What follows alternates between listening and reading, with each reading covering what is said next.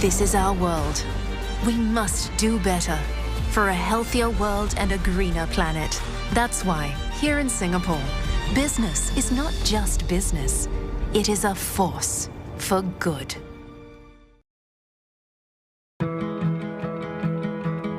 One of the biggest challenges as a startup, even as you start amassing great clients, is building trust and brand recognition. So working with a company like Microsoft gives incredible credibility out of the get-go. It definitely helps open doors. Microsoft does an unexplainably good job of connecting startups with these opportunities. It's been really powerful on the new business front in terms of scaling your startup and connecting to key resources.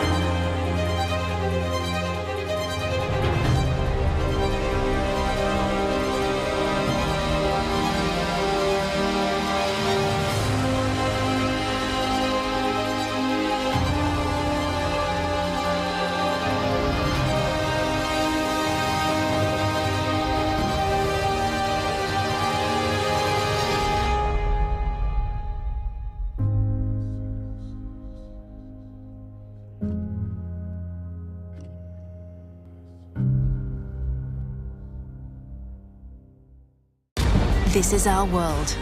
We must do better for a healthier world and a greener planet.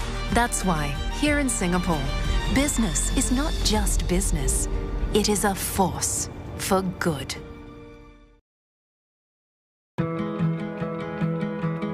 One of the biggest challenges as a startup, even as you start amassing great clients, is building trust and brand recognition. So working with a company like Microsoft gives incredible credibility out of the get-go. It definitely helps open doors.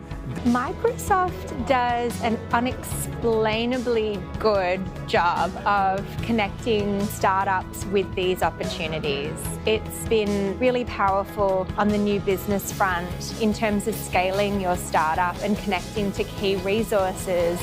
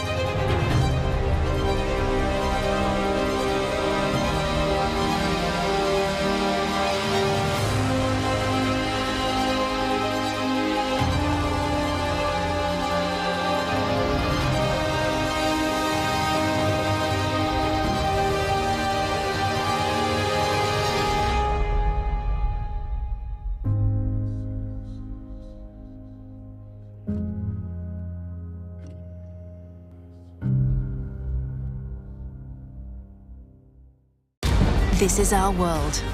We must do better for a healthier world and a greener planet. That's why, here in Singapore, business is not just business.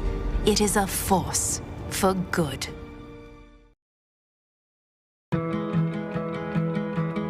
One of the biggest challenges as a startup, even as you start amassing great clients, is building trust and brand recognition. So working with a company like Microsoft gives incredible credibility out of the get-go. It definitely helps open doors.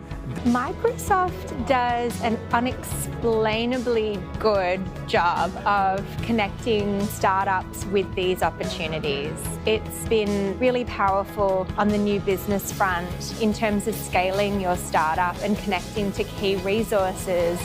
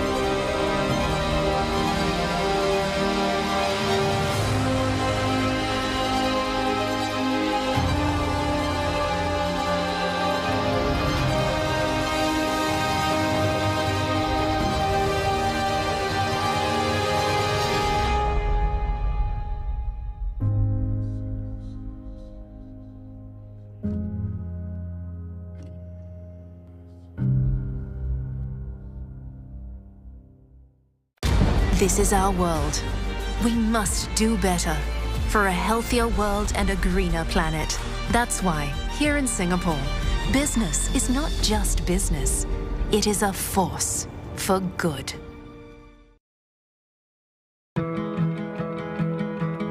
One of the biggest challenges as a startup, even as you start amassing great clients, is building trust and brand recognition. So working with a company like Microsoft gives incredible credibility out of the get-go. It definitely helps open doors. Microsoft does an unexplainably good job of connecting startups with these opportunities. It's been really powerful on the new business front in terms of scaling your startup and connecting to key resources.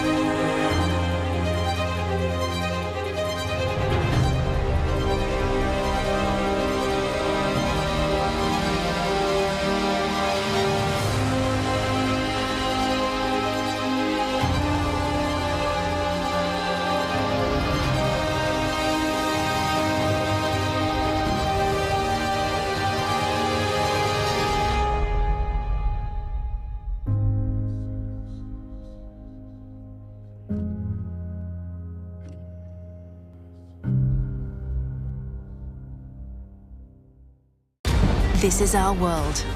We must do better for a healthier world and a greener planet. That's why, here in Singapore, business is not just business. It is a force for good.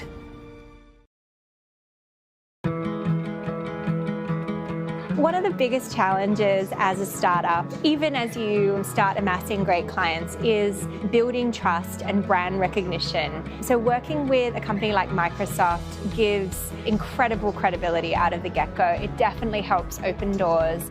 Microsoft does an unexplainably good job of connecting startups with these opportunities. It's been really powerful on the new business front in terms of scaling your startup and connecting to key resources.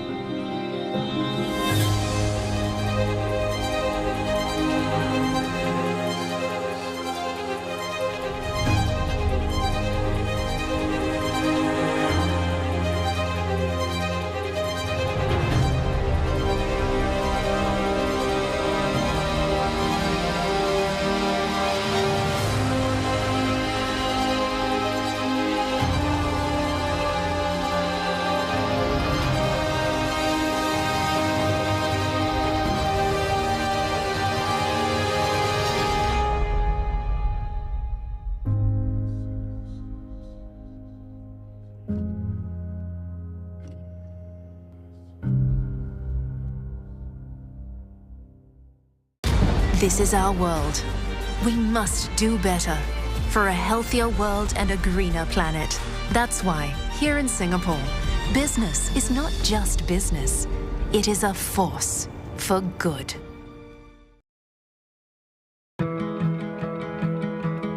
One of the biggest challenges as a startup, even as you start amassing great clients, is building trust and brand recognition. So working with a company like Microsoft gives incredible credibility out of the get-go. It definitely helps open doors.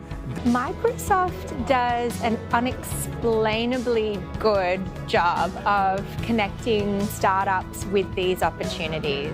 It's been really powerful on the new business front in terms of scaling your startup and connecting to key resources.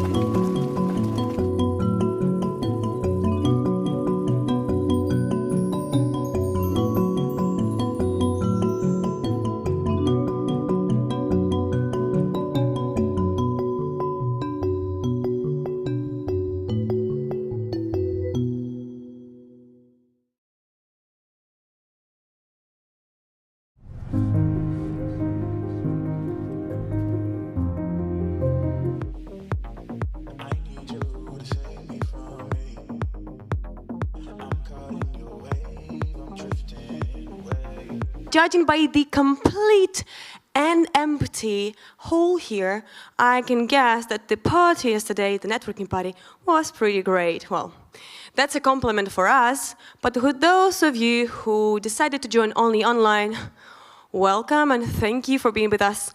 9:20 a.m. is not that early, but I guess it's still an honor for me to be able to talk to you. I will start off very shortly with listening and thanking our partners, and then I will go straight into introducing our next panel. So big thanks to our main sponsor, EDB Singapore, the co-organizer, City of Wrocław, Microsoft, our startup-friendly partner, Scaleway, our matchmaking partner, PKO Bank Polski, our fintech partner, Konradzki Celej, our legal partner, LG, PwC, European Innovation Council, Greenhouse by Comark, Deutsche Börse, Brella, Startup Wrocław, SpinLab, JWW, Vienna Business Agency, Niegaleria, BluesUp, and HubSpot. Thank you so much for trusting us. And without further ado, let me welcome on the stage our moderator, Irina Boshtarova, co-founder and CEO at The Recursive, with an interesting discussion with some other speakers. She will introduce them, obviously, I will not take the role. And the discussion will be about the unicorn path, scaling possibilities in CE. Irina, welcome.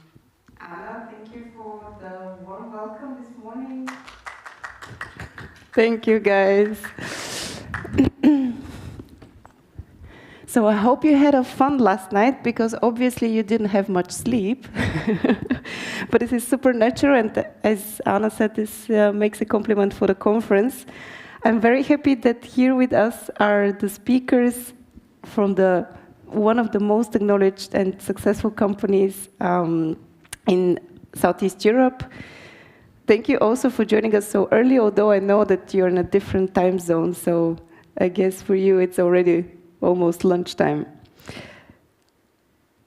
In the past year, we have set a precedent for Southeast Europe when it comes to unicorns, in the emergence of the first unicorns in Greece, in Bulgaria, and then before that, we had UiPath in Romania. And since 2018, since UiPath reached the unicorn state, the tech ecosystem in the region keeps getting stronger and more mature every day. To reach $1 billion valuation in Southeast Europe used to mean beating the odds. And now, in the current climate, to 2022, maybe the year of the most, with the most CEE unicorns up to date. Let me introduce now the speakers in more detail to you. They are business leaders, founders, investors who will explore how now the local startups achieve international success and surpass the limitations of smaller markets. I will start with Andrei Roth, who is the Commercial Pricing Director at UiPath. Andrei also manages the UiPath Automation Awards program that is focused on software automation, startups and scale-ups across CEE. Previously, he was with Microsoft in the Silicon Valley and has held several executive positions in the telco companies. Next in the row is Valeri Petrov. He's a partner at 11 Ventures, one of the leading early-stage VCs in Southeast Europe, and an investor at Payhawk, the first Bulgarian unicorn. He's an investment and commercial management leader with over 18 years of experience in private equity, venture capital, and deep and diverse knowledge of the markets in Southeast East Europe, Central Eastern Europe, and Turkey. Last but not least, Sergiu Negut is the co-founder and board member of the fast-scaling Romanian company FinTech OS. He has a background in computer science and international business administration and over 2 decades of experience helping brands grow. Sergiu has been an advisor, a board member, an angel investor, a manager in different industries like health, IT, finance, is also maybe one of the most acknowledged ecosystem builders in Romania. Welcome here with me. I'm very happy that you're here. Before we move to the questions, how do you see the potential for the for the fourth unicorn from Southeast Europe? Is it going to be before the end of the year? Is it going to be in Bulgaria, and Romania, and Greece? Is there a competition? Valeri, maybe we can start with you. Well, I think good morning to everybody. First of all, indeed, I mean we already had our second coffee here in our part of the world, but still early for lunch. Thanks for having me here, Irina. Regarding the new unicorns coming up, I believe that there will be at least 2 more in Southeastern Europe till the end of the year, despite I mean some hiccups in the market and the micro situation. We have 2 potential candidates in our portfolio only, but I'm sure that there are quite a few other candidates in Romania, in Greece, and other places in Southeastern Europe. Andrei? I'll quickly jump here, and I think one of the next ones is actually on this panel, so I really hope to see that. FinTech OS is an amazing company, and I've seen them and I've watched them. I'm always impressed about what they do, so I hope that. I think the potential for unicorns is large, but to Valeri's point, it's a factor of multiple variables. So if we had that kind of lamp, that foresight, we would be there. So that's the art of knowing them. The prospects are there, the market's growing, the financing is growing, the founders are more ambitious than ever. So I think we have everything we need to get that. Sergiu, I think you're one of the contenders for the unicorn title. Give me some scoop. Yeah, it's the only thing that I can say in a situation like this is the usual. You know, I cannot confirm nor deny any allegation that may have been made or not against. So yeah, but I think we're doing a good job at growing the company, and frankly, I think this is a path that gets somewhere. But for a unicorn status to happen, you have to have a financing round. And in order to get a financing round, you have to have two things. First, to want to raise it, and then to, for the investor to put the money. And I don't have at this moment visibility whether this is going to be this year or next year. But hey, the company is doing great. Thank you. We will be following it very closely. The investment market is not, but the company is doing great. Okay, let's maybe speak a bit more about the challenges that founders and companies from Southeast Europe are facing when building billion-dollar companies and billion-dollar businesses. Daniel Dines said that actually coming from a smaller market like Romania has been a blessing, because you have to start thinking about scaling and going international on day one. Sergio, would you like to start? What do you see are the opportunities, but also the challenges? Which are the blessings and which are the hardships? Well, I think first I fully agree. When you start in a small market in Southeast Europe, then obviously you understand that if you want to build something, you can't really focus on the domestic market and then move outside. It doesn't work like that. You have to think from the beginning of, hey, what are the larger markets that I can approach from the very beginning, such that I have enough evidence that whatever business I'm building is not something that exploits some market inefficiencies in a small market, which is something that many investors would think of. So that is one thing. The other thing is that post-UiPath, the region is on the map. So the region is on the map at a larger scale. So it's no longer, hey, there's something awkward happening there, but hey, it's a great technology company. Can this be the next UiPath? So there is a lot of attention that we are getting as a normal, scaling young technology company. There's a lot of attention that we're getting from the investment space, from basically everywhere where money is available. So I think this is a merit not necessarily of ours, but of the ecosystem and the boost that the ecosystem has got with the emergence of UiPath. Finally, I think the whole ecosystem is gaining momentum, because you have a number of local or regional funds, Wing Valeri, that have grown quite impressively and have matured a lot in the recent years, such that even if you start in a smaller market like in Southeast Europe, you have access to financing from the very early stage, and you don't need to go to London for that, which I think is great. Oh yes, global entrepreneurship becomes more and more real. Valeri, would you agree that since UiPath, maybe even now with Payhawk, one of your portfolio companies, we are getting more attention from investors also from the US, from abroad, and how is this affecting? Does it make no doubt? Yeah, no doubt about it. I mean, looking at the cap table of companies like UiPath and Payhawk, and FinTech OS and the other large companies in the region, I mean, you will see that they're probably the largest VC investors in the world, investing in these particular verticals. So apparently the attention is there, and we see, I mean, how many of the large investors are watching closely our portfolios and keeping in touch with us and following the development of our companies. But of course, speaking about the challenges for the startups in general, coming out of a small and still at the embryonic stage ecosystem like Southeastern Europe, they're there. I mean, the capital is still scarce, I would say, given the large amount of talent and really good founders coming out of the region.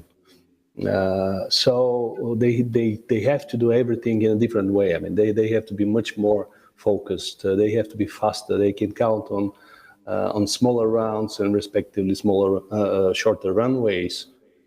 So they need to think faster, to do everything better, to do miracles. And sometimes I've seen many of our founders doing miracles and achieving the same milestones as their peers in Western Europe or the US, but with 10 times and sometimes 20 times less capital. Which on the other hand is a good thing that Sergio also spoke about, that they get more disciplined, that they know how to go lean when it's necessary, and in difficult times, I mean, they can be much more successful than somebody spoiled with a lot of capital. Andrei, you have your own acceleration program, and UiPath is doing a lot to support the ecosystem and to see the emergence probably of the next unicorns. I guess everyone around you and the founders around you, they all want to become like UiPath at some point, unicorn, then decacorn. And where do you see the challenges? What do you advise them? Where do you see the opportunities? Well, for this, I would probably resort to both the UiPath experience and my own experience. My own experience is with what doesn't work, I guess. And then since I joined UiPath over 4 years ago, in multiple conversations, both with Daniel, the other founders, also with some of the investors, I've been trying to understand what was, what was the Midas touch that made this possible. And I'll start actually with what Daniel always says is, anything you do, you also have to be there at the right time. So there is an element of luck, and that you cannot do, and you have to really acknowledge this. But actually, and the way he always starts with this conversation, and I've really come to realize this, represents another part. Actually, I think the more important one is the culture you build in the company that allows you to scale, right? And every time, if you look at what we project in terms of values, we start with being humble, right? And it's every company will have something like that. But what we try to do is really live that. And being humble is really about listening, about learning every day. Like you never have the recipe. You just need to be there, right? You need to challenge yourself and be able to challenge yourself and let others challenge you, whether it's talking about your competitors or talking about your colleagues. And even I'm looking here, we have Valeri, like I'm looking, he's talking externally, but when I started looking at this ecosystem 12 years ago, I think there was one player on the financing in this region, was 11. And for me, like just being in this panel is amazing. So Valeri, amazing thing that you've done. And the way that you approach this, and this is Sergio, I'm not even going to talk about it, like what they're building there, and with an amazing team that actually knows some of the people there. They are even a testament of being humble. That's really a big part of success. One thing that I would add that I've seen is when you expand internationally. I've seen this in UiPath, and Daniel's done an amazing thing with that. Surround you, like as you go internationally, look at the global talent pool and is recruiting your key people, and that means, hire internationally, delegate, experiment locally, give them, okay, you have the culture, but really have that delegation and empowerment at those local levels. Like for UiPath, for me, the most fascinating thing is that our biggest, huge success internationally was in Japan. And we still have over 20% of our business in Japan. For me, that's, the counterintuitive Romanian companies, of course, they go to Japan. Yes, there's no such thing. But it's been an amazing story. And what UiPath has learned from our experiences in Japan is amazing. And how that culture impacted the way we looked at growth. So I would say that's, having the global focus, but also it's an import-export. It's not only export. So you also have to import knowledge from the markets you go into. So an open organization, open mind, and cultural flexibility. Let's put it like this. Sergio, would you share the values in a Sunicorn company?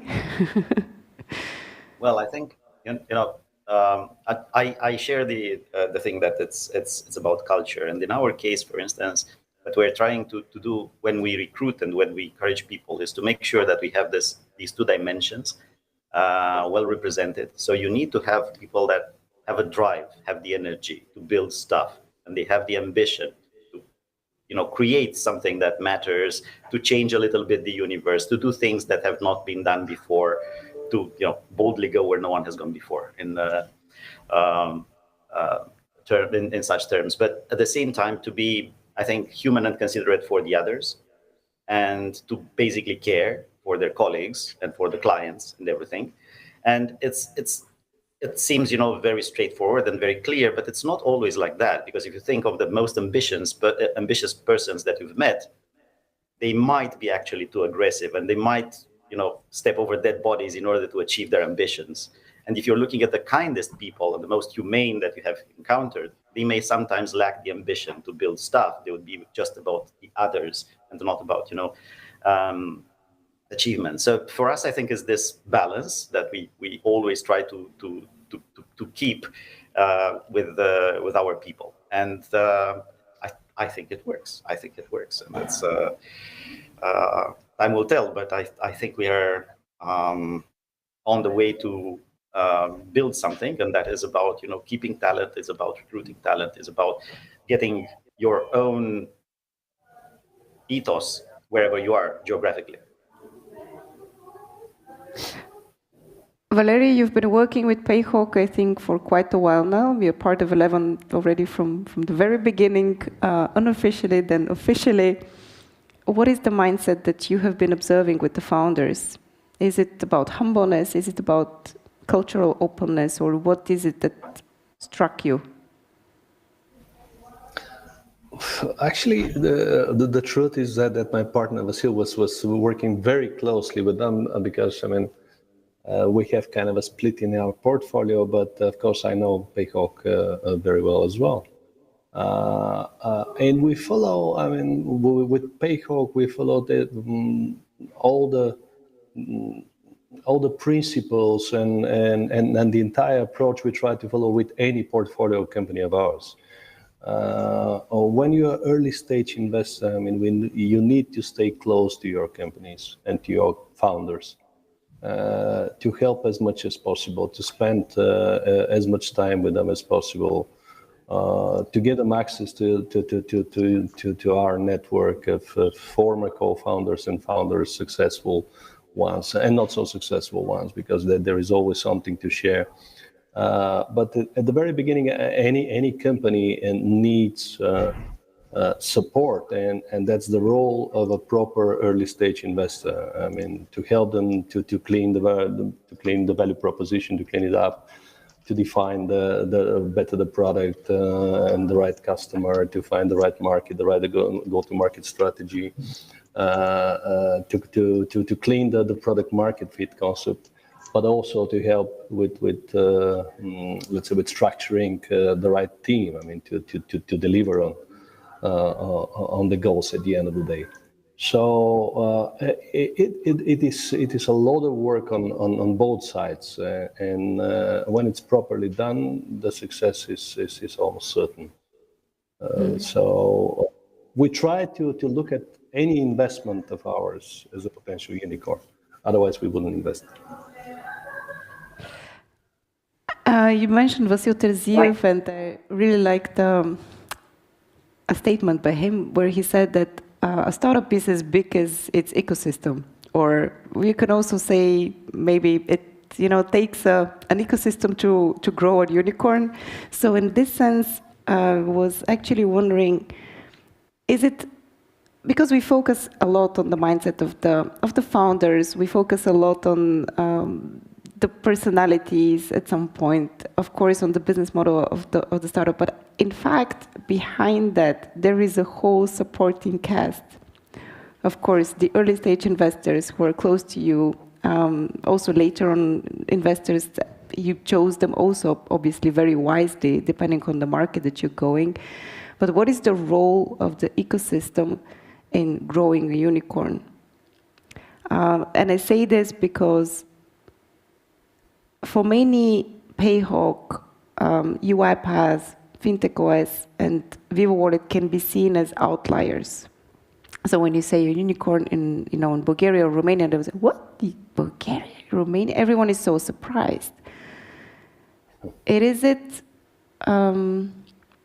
surprising, or is it just a sign that the ecosystem is maturing? Sergio, I would start with you. I think, in short terms, I think it's no longer surprising. But there was a time very, very, very recent when it was a big surprise. So I think when UiPath did it, it was like, hey, I remember I was calling my co-founder Theo on that day when the news of UiPath becoming a unicorn, and we had just started the company. We were like 1 year old at the time. And I called him and I told, look, you know what happened? This thing happened. I think our valuation has grown by 30% overnight without us doing anything, because suddenly there is a lot more light, on the market, and we will get more attention, which is something that happened. Now, if you have success stories, I think nothing builds the ecosystem more than having success stories and having people in the market that you can call, because they have done it, and they have done it in quite similar circumstances with yours. And because of that, you can actually have that discussion, and you can get not only the sheer inspiration and the soft stuff, but you can get clear advice. How did you recruit your first CRO? Where did you go about it? Because you're at the beginning, you're unknown and you have to do stuff somehow. How are you opening this particular market? What was your thinking back then? And having these very concrete conversations are one thing. The other thing is, I think in an ecosystem is collaboration and advice. It's 11 is not in our cap table, but another Bulgarian VC is.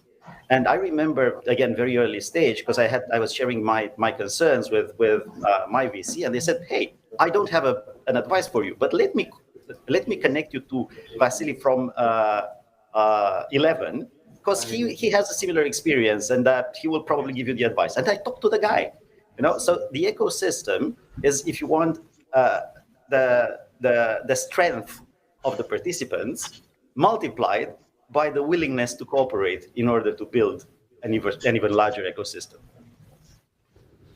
Valeri, would you say that maybe in Bulgaria, PayHawk is a system achievement? I don't know. Look, Irina, I believe that all these unicorns we are talking about now are not just outliers and not a surprise. I mean, it may look like that from the outside of the ecosystem, but for me, they're a result of a lot of efforts, a lot of work that has been done by all participants in the ecosystem. And now I'm speaking about the common Southeastern European ecosystem, not about the micro ecosystems in each country.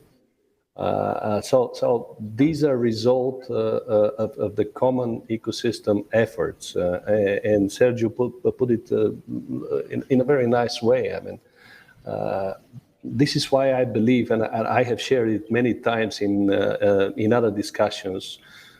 So Irina, my view on that, but we should really focus on developing this regional ecosystem, because this is the only way that we continue to see more and more unicorns coming out of it. There is a need of size, and of course the size is coming with, when you look at it from a regional perspective, there is a need of critical mass of founders, critical mass of investors, critical mass of successful founders, and good examples like UiPath, FinTech, PayHawk, or other similar. So when you say region, when you say regional perspective, you would mean that we need to be more collaborative and working closer together between the countries? Absolutely, but we should look at it as a one whole common ecosystem, and we at 11 believe in it, and we are working hard to develop it this way. And I think that it's going that direction very fast. Everybody in the region understands it, I think. And the results are coming. We see them. Andrei, what about the activities that UiPath is having on a regional perspective? Do you see that as a region, or do you support just the Romanian ecosystem? How do you see your role, especially now with the acceleration program? Well, if you look at the acceleration program, that should answer the question, because we launched it, and we started with it started with a little bit of giving back, but giving back did not mean just for Romania. We started it for the whole of Central Eastern Europe. So the program is actually catered to 19 countries or 20 countries across CEE, and our winners so far have been Romania, Poland, Slovakia, Hungary. We've had finalists from the Czech Republic, from Estonia, from Bulgaria. So the program is definitely an ecosystem program. It's a regional ecosystem rather than a national ecosystem program. So we definitely believe in that. We support them. We work together. Like some of the winners from Poland, we actually work with them. We're both their customer. We also have joint go-to-market strategies with them. We leverage technology. So we really try to help them. And obviously, it's not purely a giving back. It's not an SR initiative, but it's also a way for us to stay, both, let's just say, on top of new technologies and really supporting others. So it's very much a win-win. So definitely it's about the regional rather not about the common. Just to add to one thing about, the power of the ecosystem, and this is my personal story, because when I joined UiPath indirectly because of the ecosystem. So we were developing a technology for document understanding with my previous company, and I reached out to an investor, a regional investor from Earlybird, asking for finance. Like, look, we say, okay, we need to start looking for financing. We were struggling on our go-to-market, and then Dan Lupu from Earlybird, he was the person. He said, actually, there's a company who's about to grow quite fast, which was UiPath, and what you are doing is on the roadmap. So this has actually started a conversation between us and Daniel, and that led us, for us, it was a great go to join this amazing rocket ship, but also for UiPath to build the technology and to jump some steps in going to market with this type of technology. So the ecosystem is not only about financing, but it's also about this network of connections that can really support the growth. So the success of UiPath, it is in fact the success of the ecosystem, because a lot of people were on that rocket making it work together. And sometimes it's even just one intro that can make a lot of difference, right? Sergio, there is something that stuck with me for a while from previous interviews that you had with the Recursive. You said that you don't have to run out of money to raise money. What does it mean in practice? And I think probably you're in a similar situation right now. Can you share a bit more about what is the right approach when it comes to fundraising for a unicorn company? Because $1 billion, that's a lot. That's a lot of money. Yeah, so you probably need to raise some significant amount in order to get fast to the unicorn status. And I'm calling that in the hundreds, probably. So, and this means that it's a speed game at the end of the day. So how much money can you put to work in order to achieve the growth that would get you fast enough where you want to get?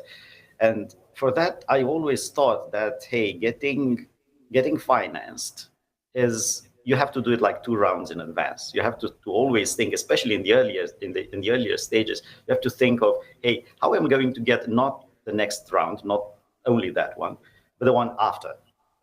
Because first of all, you need to look at investors that can stay with you for at least 2 rounds, if not 3. So they have to have enough money.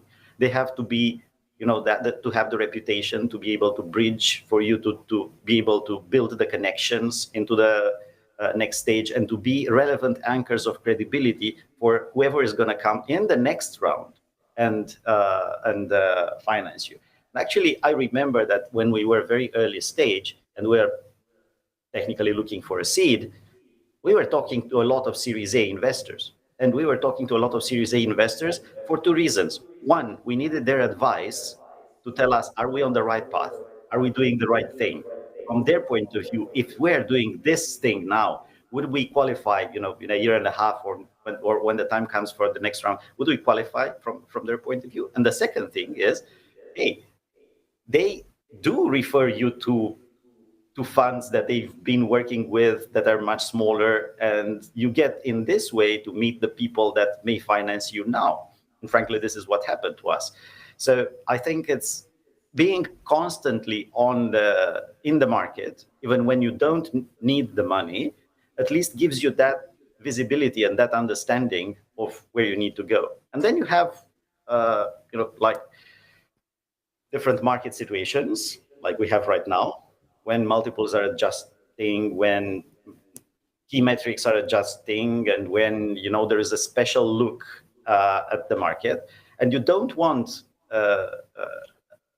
hard times like this to catch you without money, without a decent runway, and without already a list of potential investors if the situation continues, the market continues not to be so good.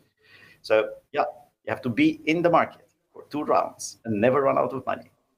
And I think this is especially true now when we see actually, valuations going down, markets being a bit more cautious on how they spend money. I mean, this is the advice that I'm getting from most of the investors at the early stages, maybe Series A, Series B, that fundraising becomes a bit harder now in the economic times. Valeri, I was thinking about the other aspect of the learning curve for you as an investor in a unicorn company. So you managed that path with them also for the first time. What did you learn about the funding of a unicorn company?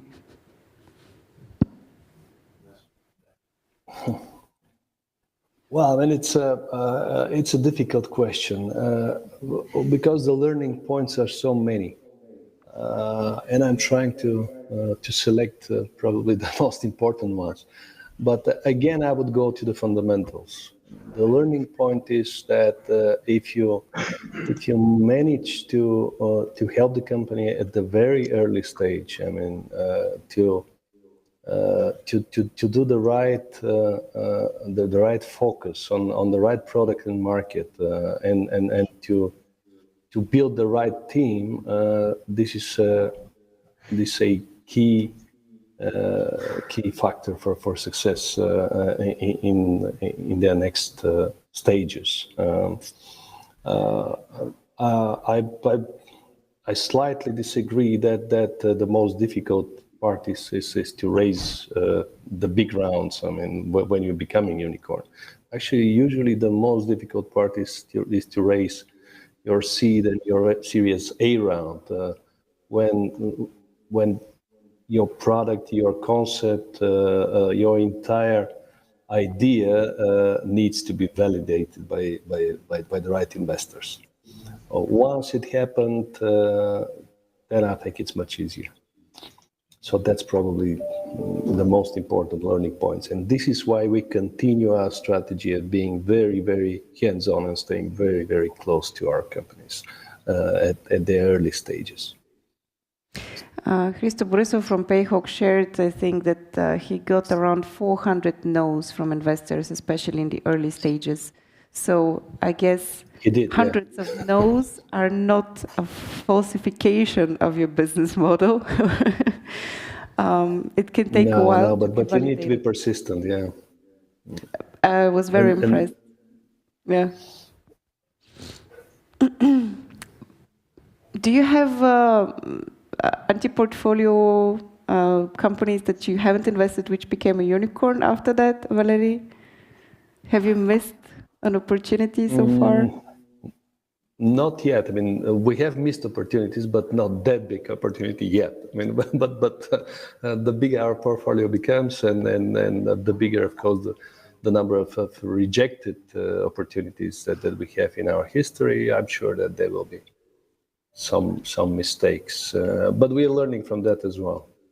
And actually, I'm also quite happy when I see a team of founders that are proving us wrong down the road.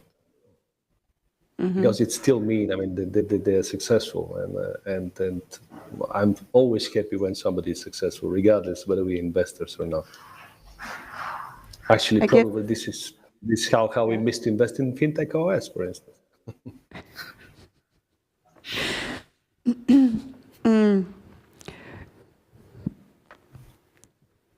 I think it was also hard enough for the other Bulgarian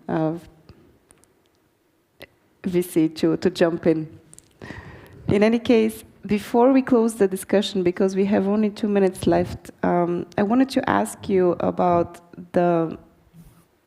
how does it go from here? How do we build strategies to replicate the success? How do we make sure that we will not have 1, 2, 3 unicorns, but 10 unicorns in the years to come? Who would like to start? Andy, like Valeri said before about the investment rounds, I think is the same thing in this path of creating the ecosystem and grow the ecosystem. I think the hardest was to get the first ones. Because now what happens is you get more talent and you get to really meet and talk to people that have done it. And I think this is on one hand inspiring. I think is on the other hand instructive. So you learn stuff and you learn who you need to talk to and what you need to build and what are the economic models that make sense. And then you get also talent in all the operational areas. You understand you get people that are available in the market and they have done product management, they have done product marketing, they have done things where in the past there was a complete scarcity of talent also in the market. So I think these are the things that are accumulating, and I think it's becoming hopefully easier. Now, as we started from, we didn't get there yet, so I can't really say how easy it is, but it seems feasible. So yeah, looking forward, and I'm also really happy. I think for me, there's value in creating examples, in building and showing everybody else what you have done and how you have done it. Because at the end of the day, if we get a lot more companies to grow and to be significant, then everybody wins. Andy, how many people will actually become millionaires if UI Path is sold? Or I mean, you're already on the Nasdaq, you already IPO'd, but how will the participation in the cap tables of UI Path affect the Romanian market? Do you see a lot of employees reinvesting then back into the ecosystem? Well, you sort of stole my thunder on this one, because I was going to piggyback on Sergio, and I think he's absolutely right, and you're absolutely right. The first ones are hard. The Silicon Valley became the haven of unicorns. There was a PayPal moment, right? And those founders kind of spread around the ecosystem, and you've seen from that, PayHawk in Bulgaria, UiPath in Romania, those are PayPal moments. Those people, actually, I think it's more about the know-how of having done it before, which was Sergio was saying, rather than the financing. Yes, people will invest and they will join other startups. And, there are people who are thrivers in an early stage and people who are thrivers in a scaling stage. So that happened. But it's not so much about the investment, because financing, when people like Valeri and 11, they bring in the financing, success brings in the attention of global investors. So financing will come. The know-how is key, and this is what these successes, these companies are doing, that democratize access to that type of scaling knowledge. And I think what UiPath has done, what Sergio is doing, what PayHawk and companies in 11's portfolio do, this is what they do. They really plant the seeds for the next round, and the next round of unicorns, I hope, is going to be bigger. There's going to be more of them. So, in Romania, there's a proverb which I will translate freely. You actually build your appetite by eating. So I hope that's what we will see. Very much true.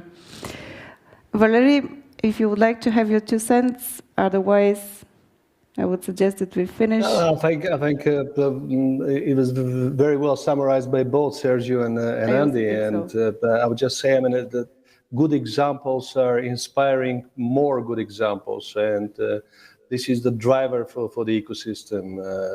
The fact we have these unicorns, it's just I would say there will be many other followers, because they inspire many new founders to do the same.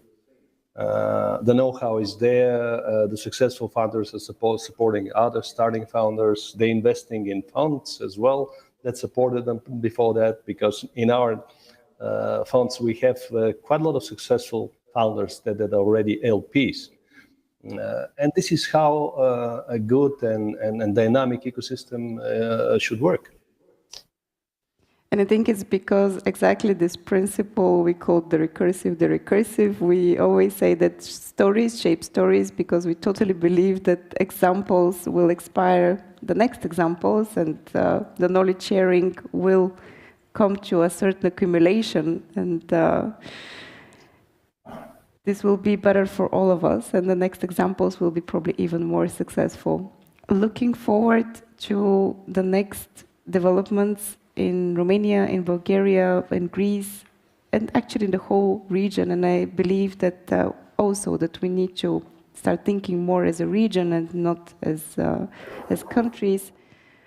Valeri, I really hope that we will see yet another unicorn coming soon out of the 11 companies. Sergio, from what I hear, also, yeah. From what I hear, you're also on the path, probably very close. Keep us up to date, give us the scoop as soon as possible, and looking forward to seeing you in person next time, somewhere in Sofia or Bucharest. Thank you for joining us today. Thank you very much. Thank you. Thank you very much. Bye.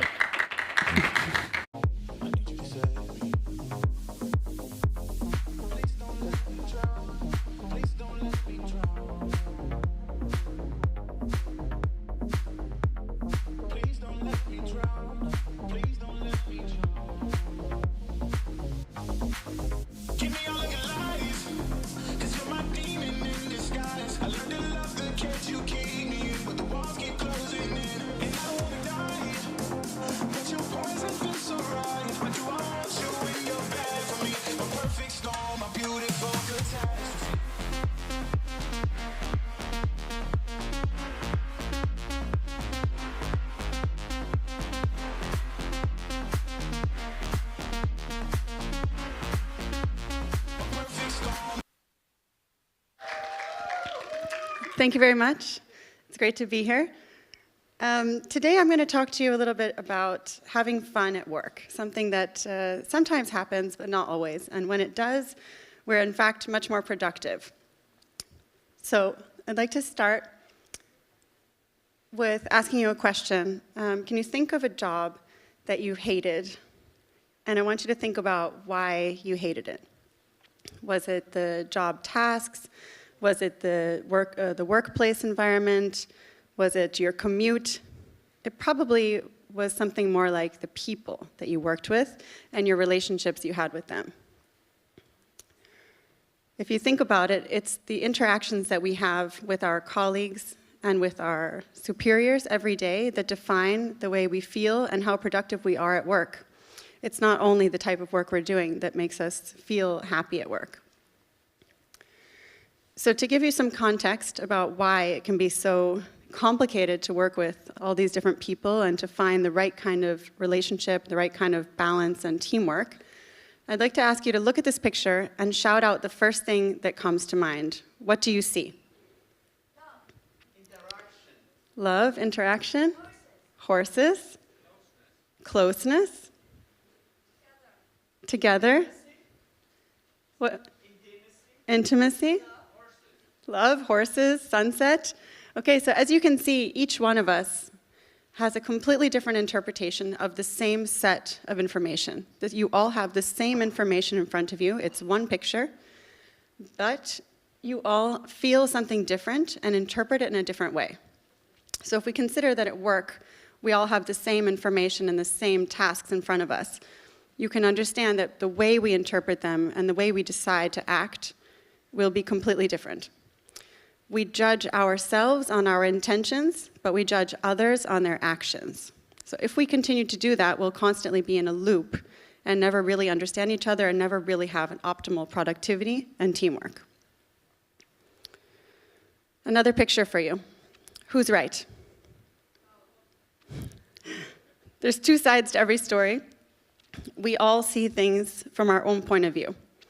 So if we stop for a second and understand that, we're much better at working together. The question I have for you is, are you aware of the effect that your behavior has on other people? 95% of people will say no. They don't think about it, we just act.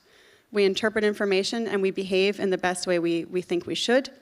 And we don't always stop and think, how does our behavior impact the people around us? And if none of us is really doing that, and we all count on teamwork being the future of productivity, innovation, and success, we're not going to get very far. Or at least we might get far, but it'll be a painful process. So I'd like to introduce to you some of the basic rules I believe can help us be more measured and be more understanding and play better at work. Maya Angelou says that she's learned that people will forget what you said, people will forget what you did, but people will never forget how you made them feel. So the first rule, and all of these rules are things you learned in kindergarten. You all know the rules, we all learned them, and our schools and our parents make sure that we really understand them while we're growing up. But for some reason, when we enter the workplace, we forget.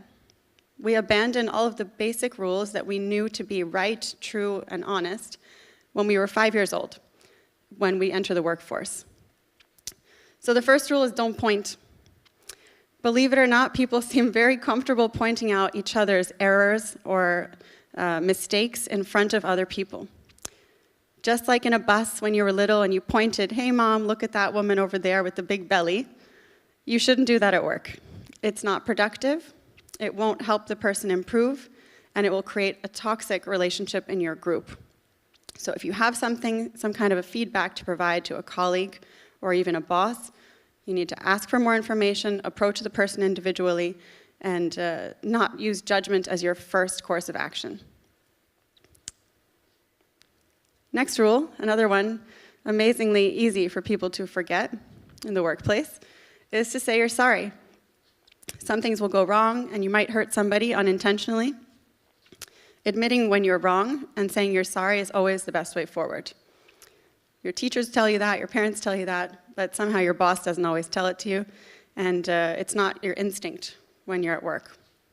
But the simple 2 words, I'm sorry, can be very impactful at unlocking difficult situations at work. And at the end of the day, what we all want are results and to move forward and not to be held up on silly dramas. So be courageous and just admit when you have made a mistake. Next, use your words. We don't scream and cry and have a tantrum. No one will dump opportunity in your lap. So you don't say, oh, nobody gave me this, this is so unfair.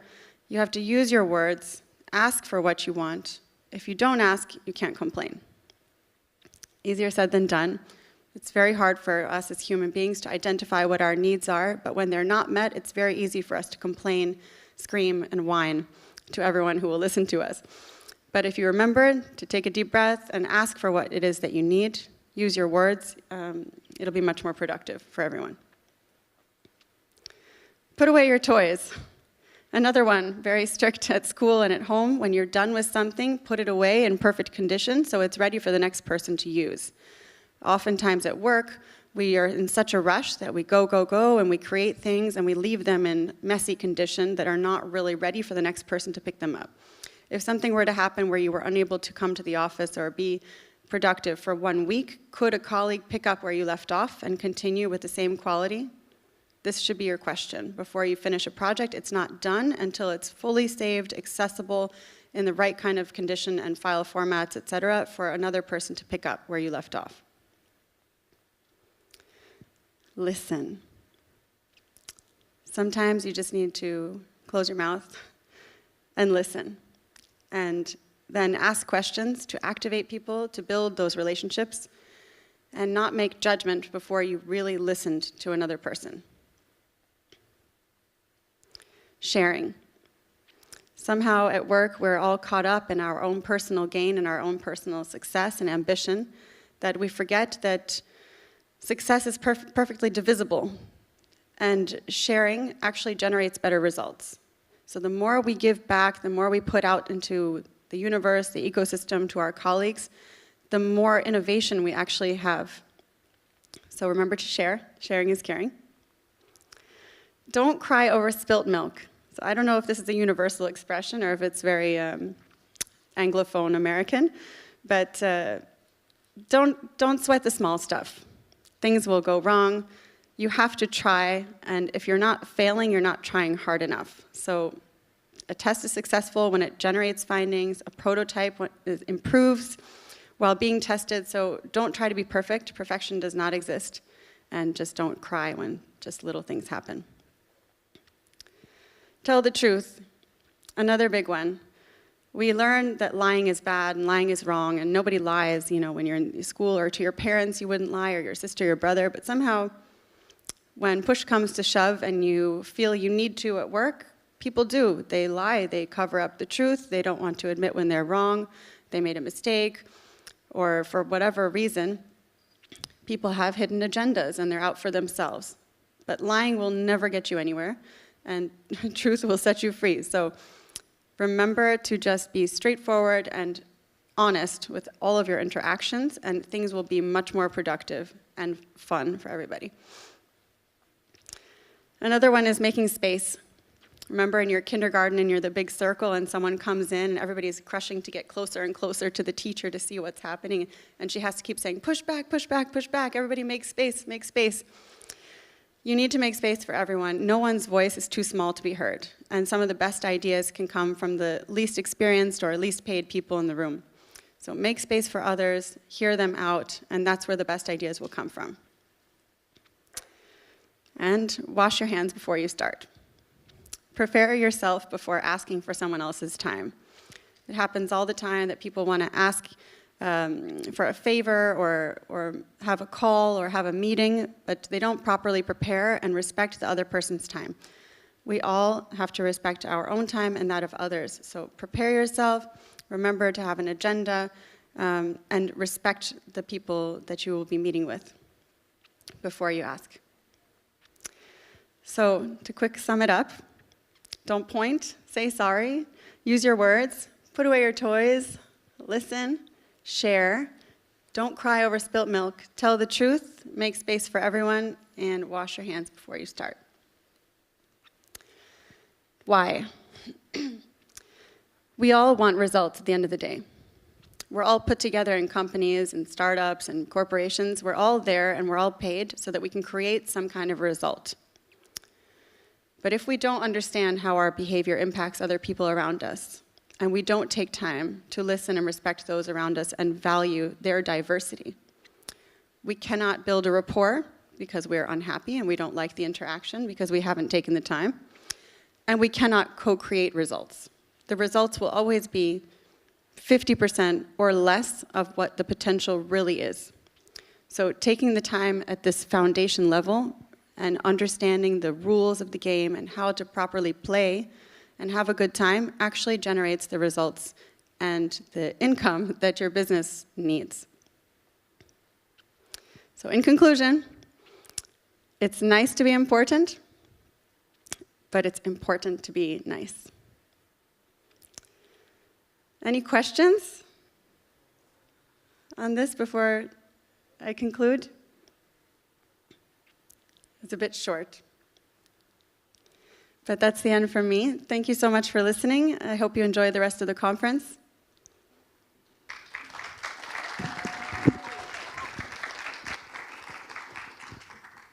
Thank you so much, Catherine. Amazing presentation. The organizers and me and my support were so swamped into the presentation, we forgot to ask the speakers to come to the next panel. We were really into it, so amazing. Thank you so much for attracting the attention so much. I will ask my volunteers to come up on stage and rearrange the stage a bit. I will check on my speakers whether all of them are here, and we will be back in a couple of minutes. Thank you.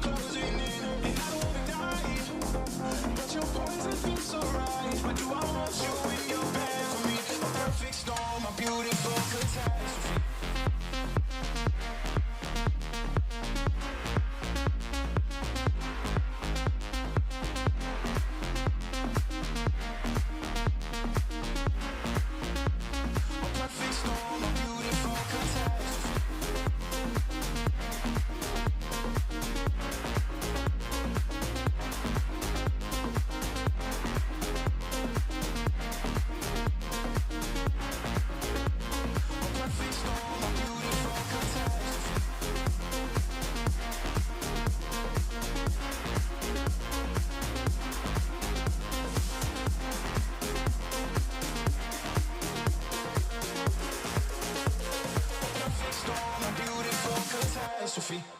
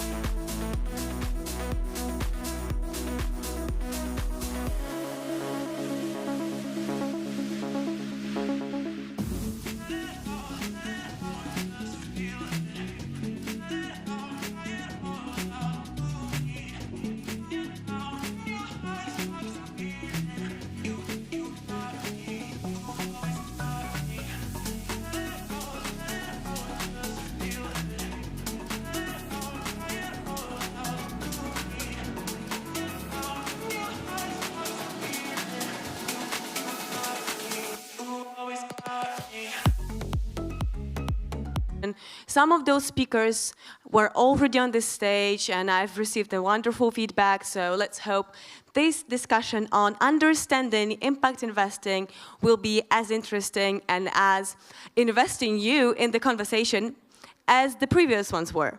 Let me introduce the speakers. I will start off with the moderator, Monika Górska, attorney at law, Wardyński and Partners. We also have Piotr Boulanger, startup mentor at Axel Point. Joining us online, we have Alexa Siniachova, partner at Ukrainian Tech Ventures. We also have Rodrigo Olmedo, managing director at You Globally.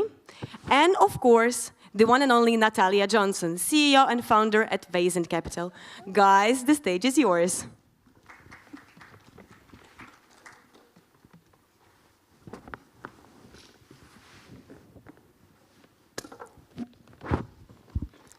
Okay, so I think we are all. Alexa, can you hear us?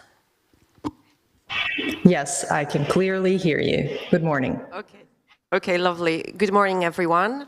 It's a pleasure to be here. I actually like Wrocław very much because I studied here, so it's my favorite city in the world.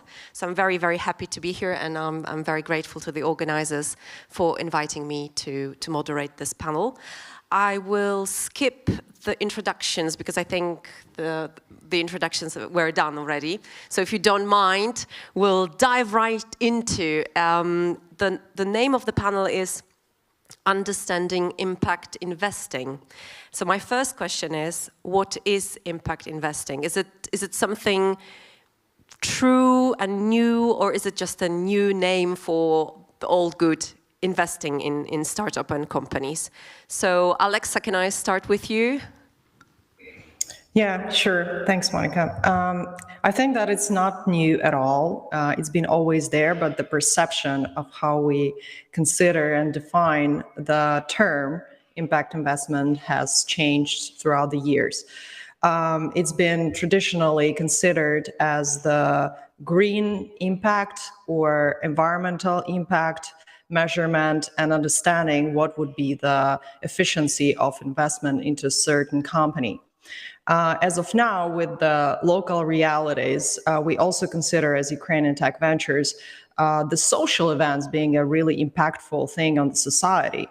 And we are supporting Ukrainian companies that are leaving the country right now to build their businesses globally.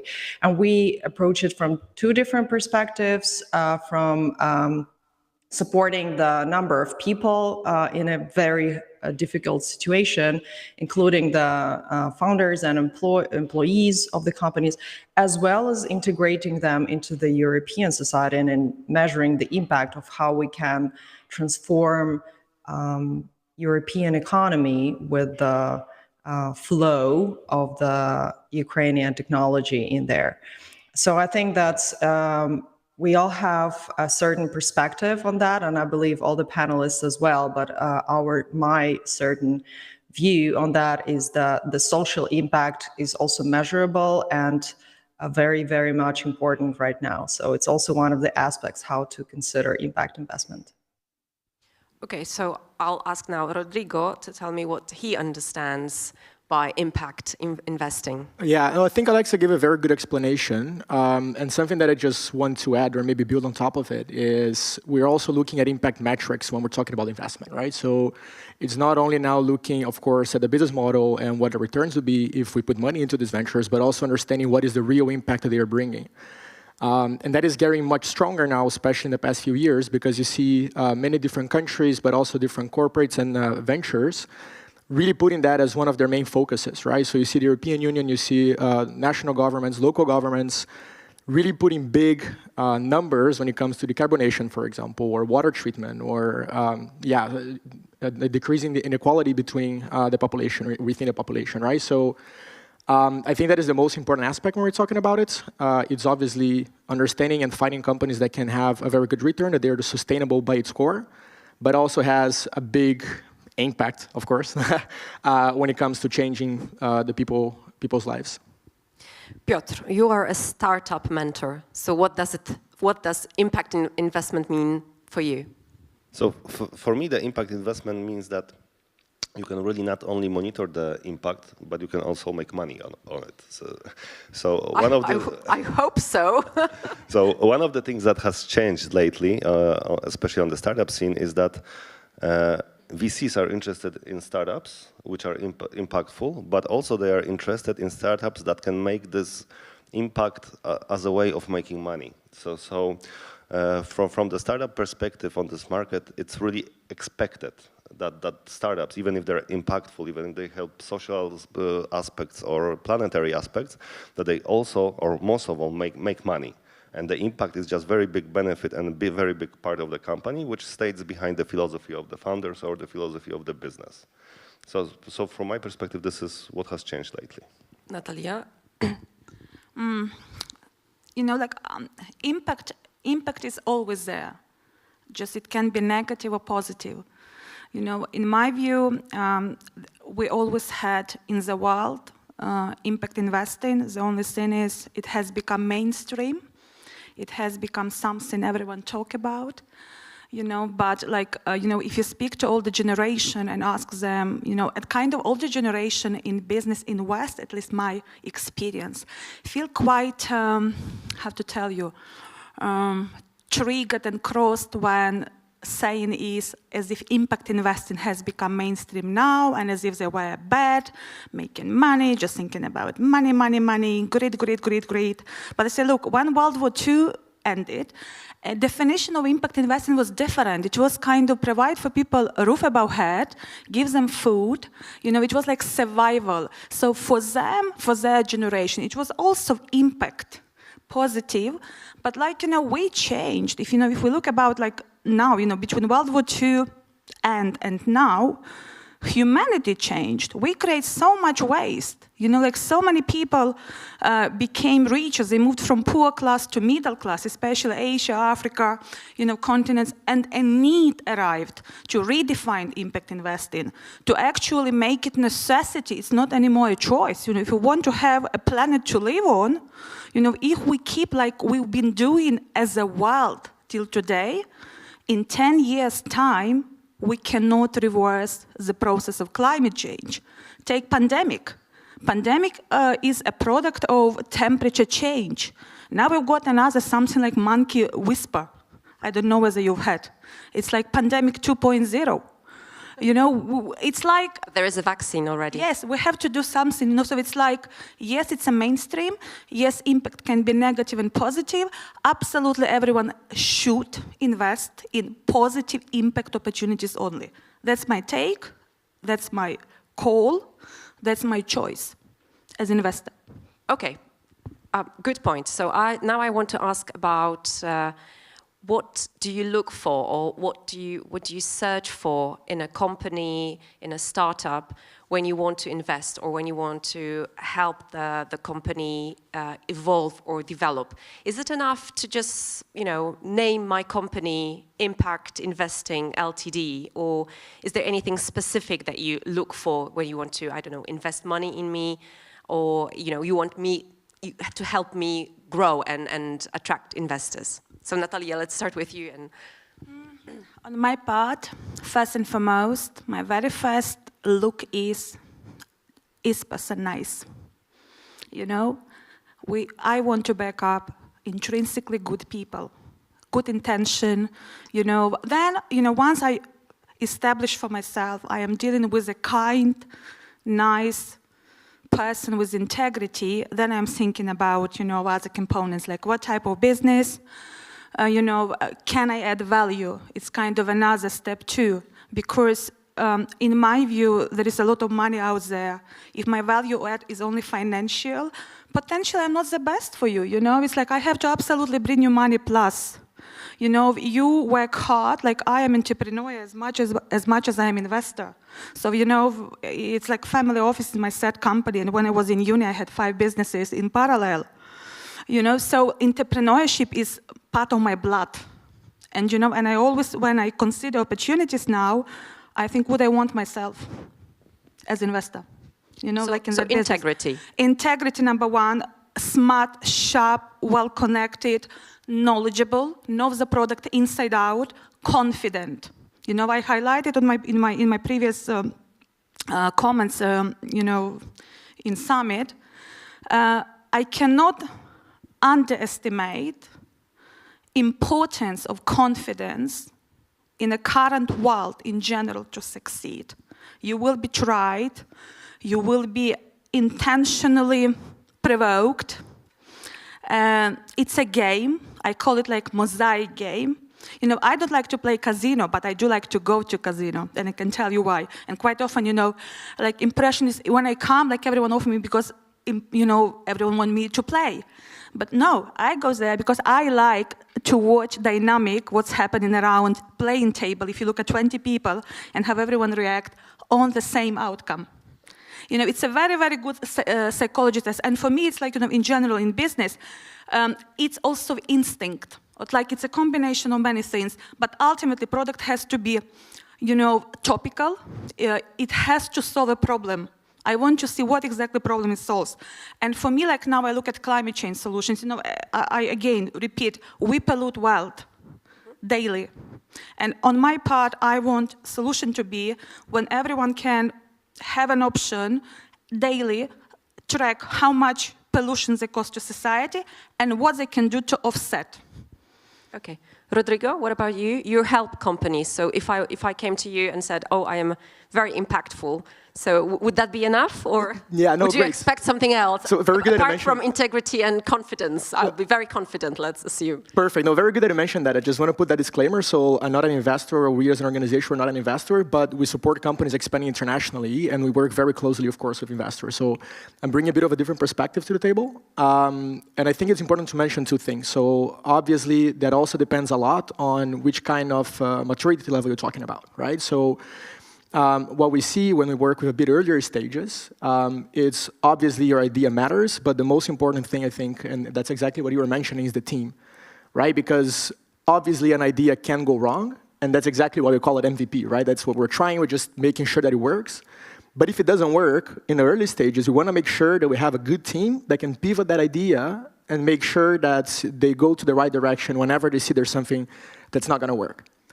And we're talking about a bit of a later stage, then obviously we're talking about traction, we're talking about how did they prove that this model works, and if it can be scalable and repeatable in different markets, different ways of putting that into the market, right?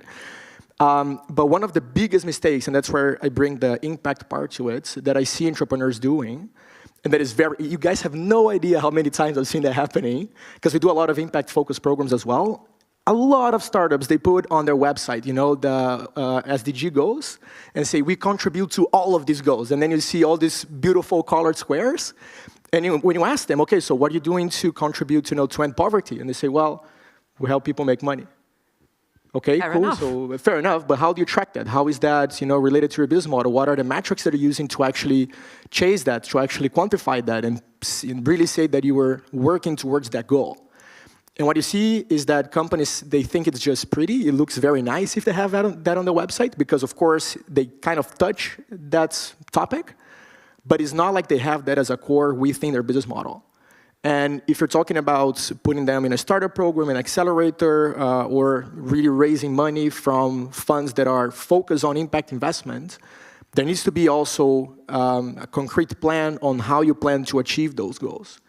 And that is something that we see missing a lot. So I cannot count how many times we were looking and talking to companies trying to get into those programs. We had this conversation and said, well, yeah, we kind of helped it, but we don't have a plan.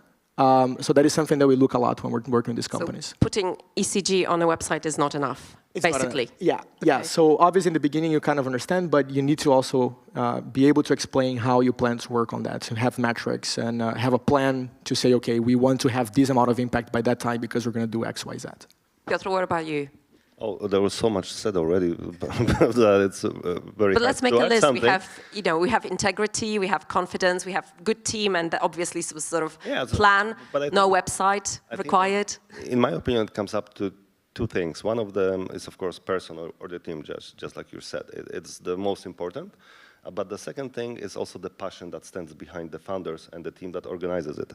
Because, well, impact is easier than non-impact startups from my perspective, because I see people who come to me that are passionate about what they are doing. When they do regular startups, they're of course passionate people, but among them there are also people that have done some Excel filing and said, oh, it's okay to do the business. But no, I don't look for people who just said, I calculated it's good business, but I want people who tell me, I know the pain, I know the problem, I want to solve this problem because it hurts me to see other people suffer because of it. So from my perspective, this is what I'm looking for, especially that I'm helping people at a very early stage. So if at this stage I don't see a passion that can drive a person for the next 5 to 10 years, I don't even want to start talking to that person and working with them because it's a waste also of my time. Yeah, fair enough. Alexa, would you like to add something? Yeah, just to summarize, I guess, that's as any venture fund, we're looking for both the impact and the returns of investment, of course. So I would say that's with the impact part comes in investing in people first. So people that have mission, vision, integrity, and passion, everything that basically has been said on the first place. And then when it comes to returns for investors, that should be a solid business model, understanding of your business. And as we invest in seed companies, we are looking for established understanding of how they would scale. And we only help them in the different territories like Europe, US, and Middle East. applying their technology and vision and mission and understanding into different markets. So I think these two sides of the coins are as important as anything else. It's just impact and the business itself. Okay, another good point, and a good end note, business. So I wanted to ask you, what advice would you give to a startup, a company, an entity, a person coming to you and expressing an idea or a wish to either invest in an impactful company or becoming an impactful company? And you already said a little bit about, integrity, confidence, and passion and things like that. But I just will explain to the viewers at home and here. I'm a lawyer, so my question will a little bit touch upon business perspectives or business considerations. Is it important at all to have that business consideration, business plan in your head, or as Piotr said, the passion is enough? So Alexa, if you could maybe start and comment. Yeah, I think I just tapped into that on my previous answer, and starting to take more attention towards understanding the business itself and understanding how the technology or a business can be successful in terms of revenues, right? And this is very important side of any impactful business as it is, right? So I would say that mission-driven businesses with the understanding of how we can measure the impact and measure the revenues in certain territories would let investors, let's say, commit to that idea with more ease on their heart, rather than just having the bright mind with a great idea with a zero understanding of the application. That's what I see a lot. So I would give an advice to not only to apply it, but create a use case where it matters, measure the value for a certain client that's you're providing the service to. And this value could be measured in two ways, but definitely within the impact measurement and the revenues measurement for the company and for the client itself. So it's a good mix of these two. Piotr, what about you? Just to make clear, I didn't say passion is enough. I just said it's a very important factor of it. No. The passion alone will not get you anywhere in the business. You also have to know your KPIs, numbers. You have to know how to measure your impact. You have to know what is your plan for getting the first 10 customers as well as the next 100,000 customers. So all of those things are important. But when you're coming to an investor, or if you're thinking about starting a business which will involve getting money from external sources, not your own, you have to know how to talk to those people. And majority of the young people or the first-time entrepreneurs, they very often forget to prepare themselves before going to ask for money. They usually say, oh, it's impact fund. Okay, I'm going to get there. But they didn't see that it's impact fund focused on social issues in the third world, right? And this is like the basic problem that those people have. So I would really advise them to be very prepared before every conversation they are planning to make with a potential investor as well as first partners, because it's very easy to have a bad PR, and the market is so small that after you talk to a couple of people, like the rest of the market will know about you. The gossip goes among those people, especially the people that have lots of money. They really do good research before they even invite you to the table. So know your numbers and get to know the people that you are going to talk to make sure you know the language that they will understand when you speak with them. Rodrigo? Yeah, I want to build a bit on top of that. What I see companies doing a lot is if they want to raise money, just email all investors that they found on Crunchbase and say, hey, I want to raise funds, right? It's super common. And especially if you are on the other side of the table, I also want to know, okay, so why do you think that I am the right person to help you? And something that we see becoming more common is the smart money term, which is I don't want to have only an investor because of the money, but I want to have someone that, first of all, has the network to support us to get the first steps or the next steps that I need to take with my venture, but also the knowledge, right? So maybe this fund has entrepreneurs or people that work in the industry, and they can help me avoid mistakes and pitfalls that they have been through. And if I do my research, as you were mentioning now, if I do my research and I understand that this fund is the right one for me, that I really put, and you make it very clear, of course, when you reach out, when you talk to these people, when you're trying to do your pitch, that also puts you in a very good position because it shows that you really want them to put the money on you, right? So just not only, prepare, but know why those guys, why they can help you, why you need them and not someone else. Obviously, you're going to do that a few times because you're not going to put all your eggs in that one basket. But very important. So why this fund? Why this investor? How they can help you? And if you make that very clear, it's also easier for them to understand and say, you know what, I can actually help this person go to the next level. And Natalia, what about you? I would love to also sum up certain comments made because I do believe it's relevant for your question as well. So when I mentioned confidence, integrity, then was topped up by team, by passion, by business plan. Of course, you need business plan. It's but the point is, for me, I get daily between 80 and 100 decks on my table daily, right? So, of course, then you have to narrow down. And if you see great business plans, then factors that we make, that will allow me to choose in favor of one or the other is soft side. Are they, confident? Again, I'm not talking, very important point, confidence is not arrogance. Obviously. Again, another thing, confidence can be genuine or made up, and it's seen immediately. In raising money in general is a very intensive activity, emotionally intensive, right? You will get, as a startup, many feedbacks you don't like. You will see people who will question your ability to perform, right? They may think you are naive. There will be people who will question your ability to perform based on your accent. I can write a book about it from London, when you absolutely discredit it automatically, purely because your accent is non-Western. It's very, very, very typical, something people never talk about, but something that is deeply ingrained in mindset, in subconscious bias, which exists among family offices, high net worth individuals who were born in the West, who developed multi-million, multi-billion enterprises generation in, generation out. And if you're an ambitious startup, for example, from our region, and your end goal is to create a unicorn which will conquer the world, you absolutely want to start acting today with the end goal in mind. And that means you have to, nothing beats intelligence, nothing beats common sense. Nothing beats patient. You have to be patient. Sometimes you have to follow certain inappropriate remarks which will come from investors.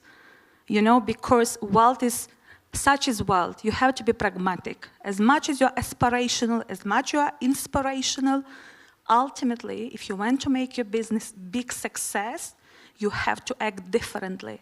There are thousands of startups. There are few unicorns at the end. And there is a big, big question, why and how and who? And if you analyze big achievers, you will see commonality. They are, which is, you have to be sharp, smart, shrewd. You don't always tell what you see, but you keep it record. You do not approach each and every investor. You have to be strategic, because some guys are right for your seed stage, some guys are right for your pre-stage A, stage A, stage B, stage C, stage D, pre-IPO, IPO, secondary IPO, you have to know your audience. And again, you have to know your audience, not just in terms of what types they are, but you have to create possibly as accurate as possible, as accurately as you can, psychological portrait of a person, Have they invested in a region? Do they have, roots from region? For example, I'm based in London 18 years now, and I also was based in New York sometime. Yes, I fully integrated into private capital world of Wild West, but it took me time. I can tell you, I was tested in the most diverse ways. First, I took it angry, then hurt, then I couldn't care less, But that was transition And you have to be very self-aware. I know my pluses, I know my minuses. I know what can trigger me in a way that I might regret I responded probably with a bit of too much fire and maybe in front of too many people. Self-awareness, you know? So it's like, and accept. First thing to correct reaction is to acknowledge you have it. Like, I am not perfect, and I don't want to be perfect. No one is perfect. But learning, and observing. You know how they say, use ears and mouths in the same proportion God gave you. And eyes. See, listen, and talk. Natalia, thank you for this story. And actually, to kind of sum up and to end, I wanted to ask you about whether you have any anecdotes or whether anything has surprised you recently in your role as mentors, founders, people helping companies. Any anecdotes, something that we could share with the audience and maybe put a smile on their faces after they heard how difficult life it is to be either impactful company or an impact investor. I'll start with Piotr. Okay, so what surprised me the first time, couple of years ago, it still surprises me today, is that when the first-time founder approaches person whom they want to share their startup idea with, they usually start by saying, I have this great startup idea, but I will not tell you. You have to sign the NDA with me first, right? And what surprises me is that was like 5 years ago, and it's still today, and people didn't learn that it's not a good way to start a conversation by saying, hey, we were drinking a beer, but here, sign my papers, right? So this is something that keeps a smile on my face all the time. So no NDAs with you? No. It's not a good way to start a conversation with coming with an NDA. Okay. Alexa, what about you? Any anecdotes, any surprises, something that you would like to share concerning investing? You caught me by surprise with, you caught me by surprise with this question, and I was thinking about a few things, and the recent one that's just popped up in my head is about the founders' confidence and understanding of their ideas. We had a very interesting situation when the Ukrainian founder approached us and on the investment board that the idea is really good, and I know this founder and I know the success of the company. But when we brought them on board, and the board is international, and it's just me speaking Ukrainian, but the founder started to pitch in Ukrainian, and I said, could we please switch to English because there are other people. They said, no, I don't have the deck in English, and I don't know how to speak the language, but I'm so confident in my idea. And I had to translate everything, which was pretty interesting for me. It's a very interesting experience. But of course, to Natalia's point, of course, founders should learn the language. Accent is totally fine. But I was just caught by surprise that I end up being a translator for this particular pitch. That was quite funny. Was it a successful pitch, if we may ask? Did it end up well? I think it ended up well, but for them to integrate into the European or American market, there needs to be done a lot of modifications. So I think that's, it's a mix of the results, which leads up to a lot of work for them, which is also a good thing, good outcome. Rodrigo, what about you? Any anecdotes, surprises? Yeah, can I go for a good one? Yeah, please. I think we wouldn't mind. Always good, right? Always good. No, but something that really surprises me, and that's not a one-time thing, but something that happens, I would say, majority of the times that we work with entrepreneurs, is understanding and seeing the resilience that they have when it comes to building their business. And I've seen companies and people go through all sorts of things and receive 1,000 no's and still leave, obviously bummed out, but saying, you know what, I can do better. I can still do it. I can change this, and this, and I'm sure next time I'll do better. And that's something that strikes me basically every day when working with startups and working with investors and in this scenario. If you don't have the resilience, things are just not going to work out, right? And if you see the successful entrepreneurs, basically everyone that is successful, they were just courageous enough to receive 1,000 no's, get out of there and say, well, you know what, I can learn from that and do better. So I think that will be my knowledge spiel here. Well, I read somewhere that we should treat no as next opportunity. So that's kind of very positive spin, put positive spin on no. Exactly. Natalia, anecdotes, surprises, something that keeps, puts a smile on your face when you think of your years of experience and contacts with startups, investors, and things like that. You know, I have so many, I'm thinking which one. One we can publish.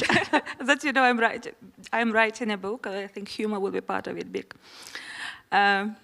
Overall, collectively, I think the things that brought a smile on my face for so many days, for so many years was, you know, when I was trying actually when I moved to London, sell Ukraine as investment opportunity to guys in the West with lots of money who absolutely couldn't accept idea of investing in a market because of bad publicity, because of Soviet Union legacy, because of pro-Russia propaganda, because of so many because no factors. And I remember like they were looking at me like, she is absolutely insane, must be insane. It's like, oh, another thing like, okay, if we invest, like maybe we can just a bit screw that opportunity and how. And I was investment banker for quite top deals in country for 8 years exclusively, right? And my biggest mandate was $500 million US. It was after Russia annexed Crimea, and I remember that meeting of 8 Westerners, gray-haired old men. I'm trying to sell, and it's like, and there is fighting going on. And it's like they look at me, and it's just like I can absolutely see what each of them saying without telling. And then I remember I said, like, guys, are you in a mood to listen to me? Like, is it? If not, I go to the other one. So it was like almost like cooling effect because they haven't expected me to essentially caught them on hot. In that moment, it was very funny because that was also a moment of truth when I understood, even if country on fire, if you, as a lead person to raise capital, keep cool, keep calm, and use humor. Use humor to the point and keeping in mind audience. Humor is absolutely powerful. So lots of anecdotes. To me, it was an anecdote which stay with me by now. And a very good reminder, keep going. Okay, so we have a few minutes left. So I would kindly ask you to, if possible, summarize in one sentence impact investing. Is it worth it? Is it not worth it? Do we do it, or shall we not pay too much attention to that? I'll start with Alexa. If you could summarize in one sentence. Yeah, sure. I think that's impact as an understanding of what it is has transformed. So it is measurable, it is understandable, and it all comes to the mission of the company and the idea to make a change in this world, which is great. And we are, as human beings, we understand that this is something that is important for us to leave a mark. And for both the companies and investors, it becomes really, really important. And the second thing that this mission and passion and understanding of the impact will a lot of times help companies as startups to grow faster. Because as we all said, there is a lot of obstacles, there is a lot of complications and failures along the way. And I truly believe that understanding that this is impactful will help founders to sustain, to keep on rolling the business and to do it in a more passionate way rather than just looking for the revenues. But we do not have to misunderstand and mix the pure impact with the main factor of investment. It should be the driver. It should be a big part of it, but behind it all, we're all looking for the returns, and the business should be sustainable. And if we're talking about the business model, it will just lead this impact to a sustainable model and integration into societies, markets, corporate companies, etc. Great. So, Rodrigo, anything to add? Or Alexa has kind of exhausted the list. Yeah, I'll be very quick. I'll say, first of all, answer your question. Definitely worth it. If you're a passionate entrepreneur, join us because we can help change the world. Great. Piotr, what about you? Yeah, so actually, what I can add to that is that impact is actually today very sexy subject. So if you're a good psychology player, so you can use it in your advantage and on a couple of levels. First of all, the world has changed enough, so there are more and more aware people that are trying to invest in or buy products from the impactful companies. Second of all, big corporates also are looking for younger companies, especially startups, that can help them or put some fresh air with impactful solutions into their business. And third of all, also investors have changed and are looking for more impactful startups because they know that on one side they're helping the world, but on the other side they're also helping themselves to get more money because of the popularity of the subject itself. Great. And Natalia, to sum up? Impact investing is the only way forward, and I mean positive one. You know, in 10 years from now, I'm confident there will be no such thing as impact investing as a term. It will be just investing, and implication is it's impact only. You know, it's like ecosystem require it, all stakeholders require it. If you are a startup, again, you know, to make it very relevant for startup universe, you absolutely have to think genuinely in positive impact terms, what your business is doing well for society. Because you know what, if that's how you think, you will absolutely attract right money on right terms. You will be pitching from a position of strength. And you know what, if you do well, you feel well, you know, you are empowered from within as much as from outside.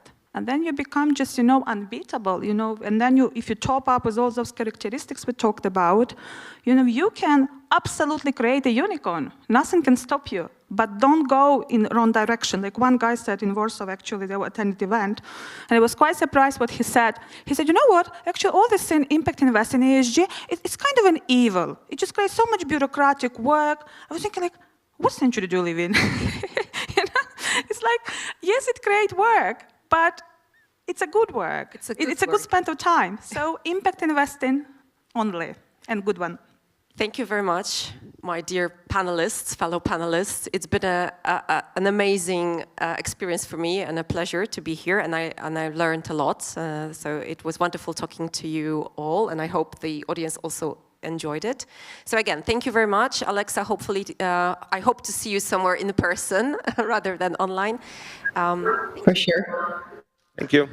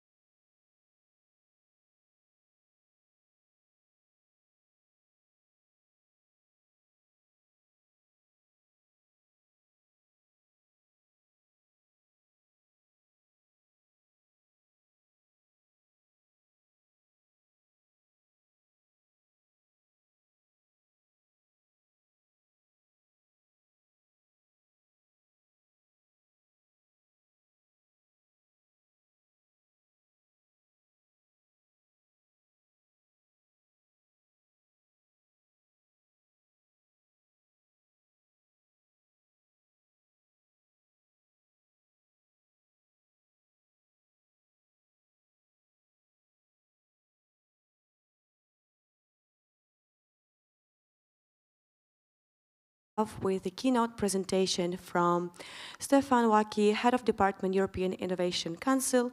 European Innovation Council is SME's executive agency. And later on, he'll be joined by Christina Reisen, ESE board member, with a presentation about European Innovation Council. Welcome on the stage. What do you see? A little spark slowly growing bigger, lighting up the dark.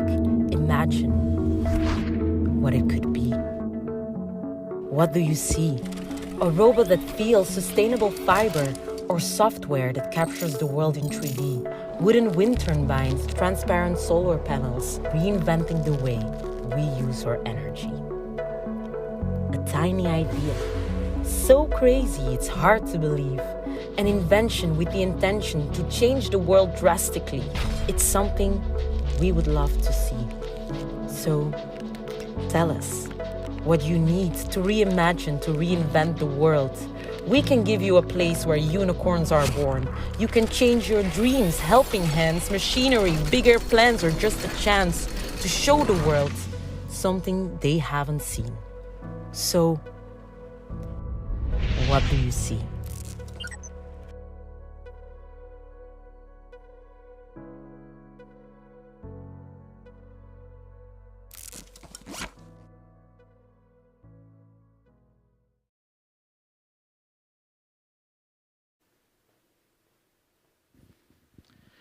Okay, good morning. I'm Stefan Waki. I'm from the European Innovation Council, and I will start off with a presentation of what the EIC is about and what it can do actually to accelerate your company, your ideas, and make them a success.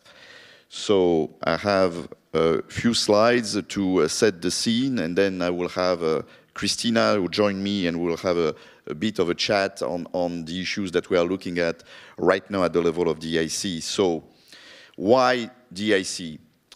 So the EIC is basically the European, I would say, response to a number of problems that we have identified that we have in Europe. The first one is that Europe is very good at doing research, very good at developing great ideas in the lab, but not so good at transforming those ideas into successes, into companies. So in other words, Europe has been quite good at using money to create science, but not very good at using science to make money. So what the EIC is trying to resolve is to address this problem.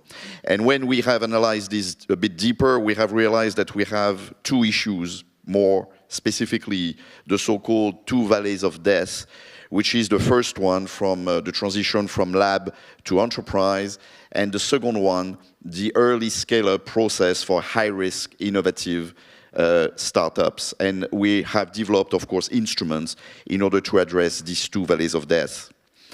And of course, one last issue that we have observed in Europe, I mean, especially when you compare it to our cousins across the Atlantic, is that the ecosystem in Europe is very fragmented. We have lots of initiatives, lots of places where this innovation is emerging, lots of universities and corporates and research centers that are operating across the European Union, and they tend to be quite fragmented and not very connected to one another. And we are trying to make sure at European level that we ensure more impact for those initiatives and that we can help them connect better with one another.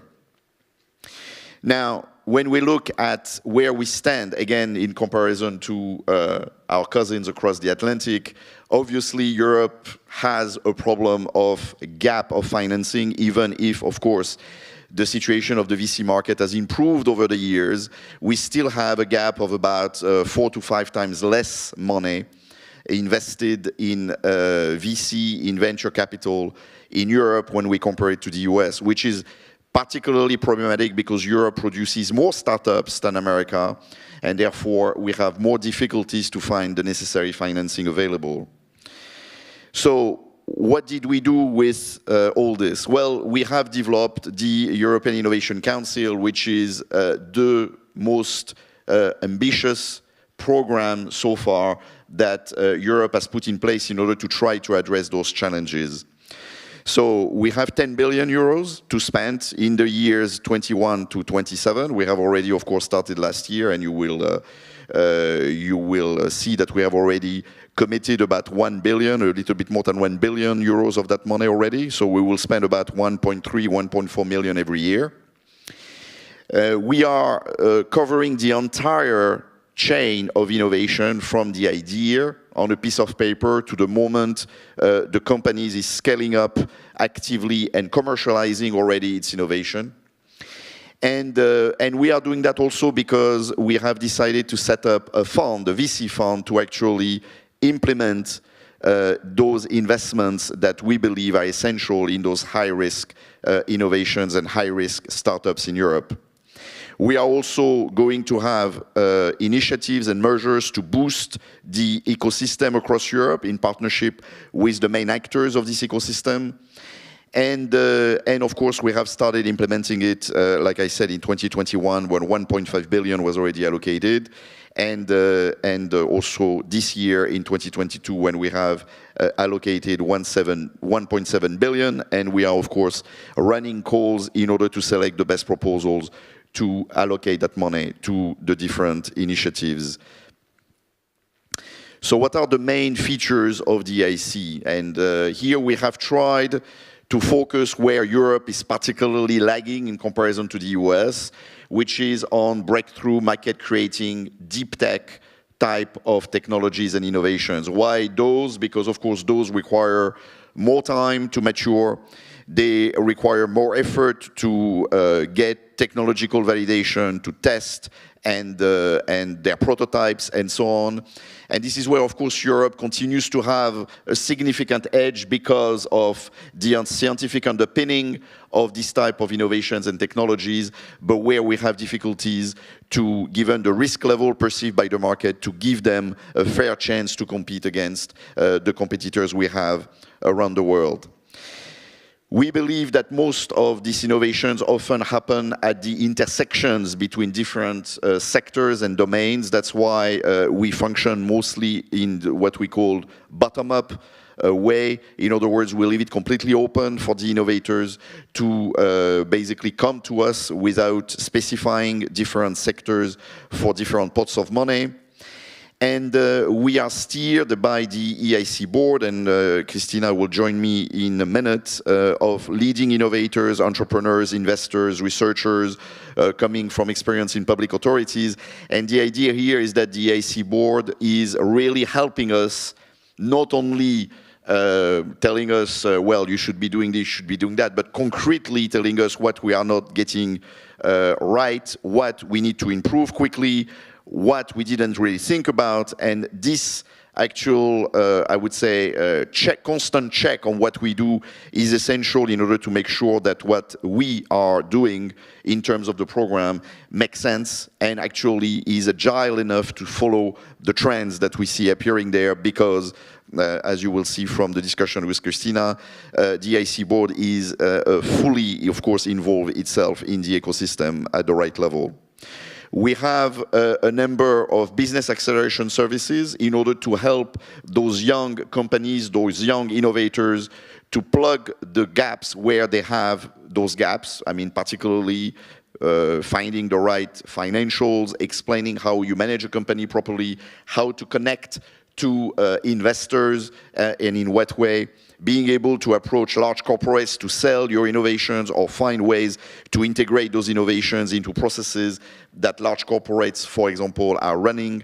All these business acceleration services, we have now quite a lot of experience with them, are of course great opportunities for the companies that we select to connect to the right partners that they need in order to grow.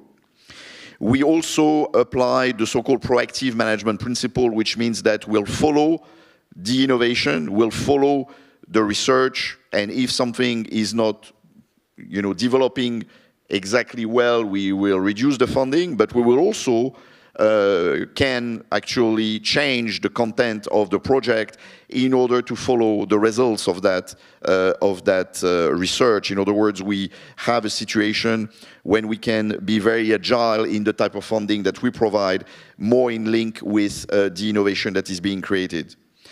And we can also provide a faster track to access to the accelerator for the projects that are successful under the Pathfinder and under the EIT KICS.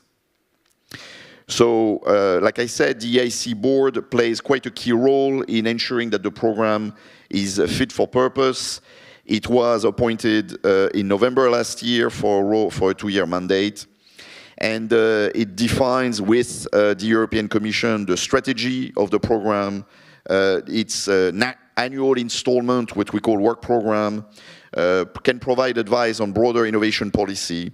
It's a very diverse group. Like I said, it includes entrepreneurs, investors, researchers, I would say participants in the ecosystem in various different ways.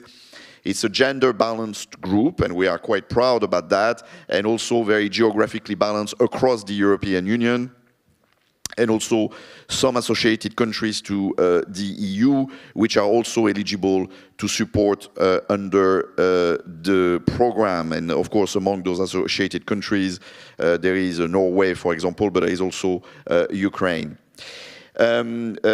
This group is meeting quite often, about every month and a half, and quite challenging this discussion with the European Commission in order to make the program, like I said, go further and deeper in our mandate.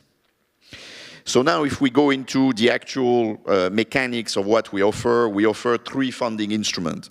These 3 funding instruments, you have them here, the Pathfinder, which is an early stage research from TRL 1 to 4. Transition, which is a new instrument that is supposed to take your research project and get it to the point of technological maturation from proof of concept to validation. So TRL 3 to 6.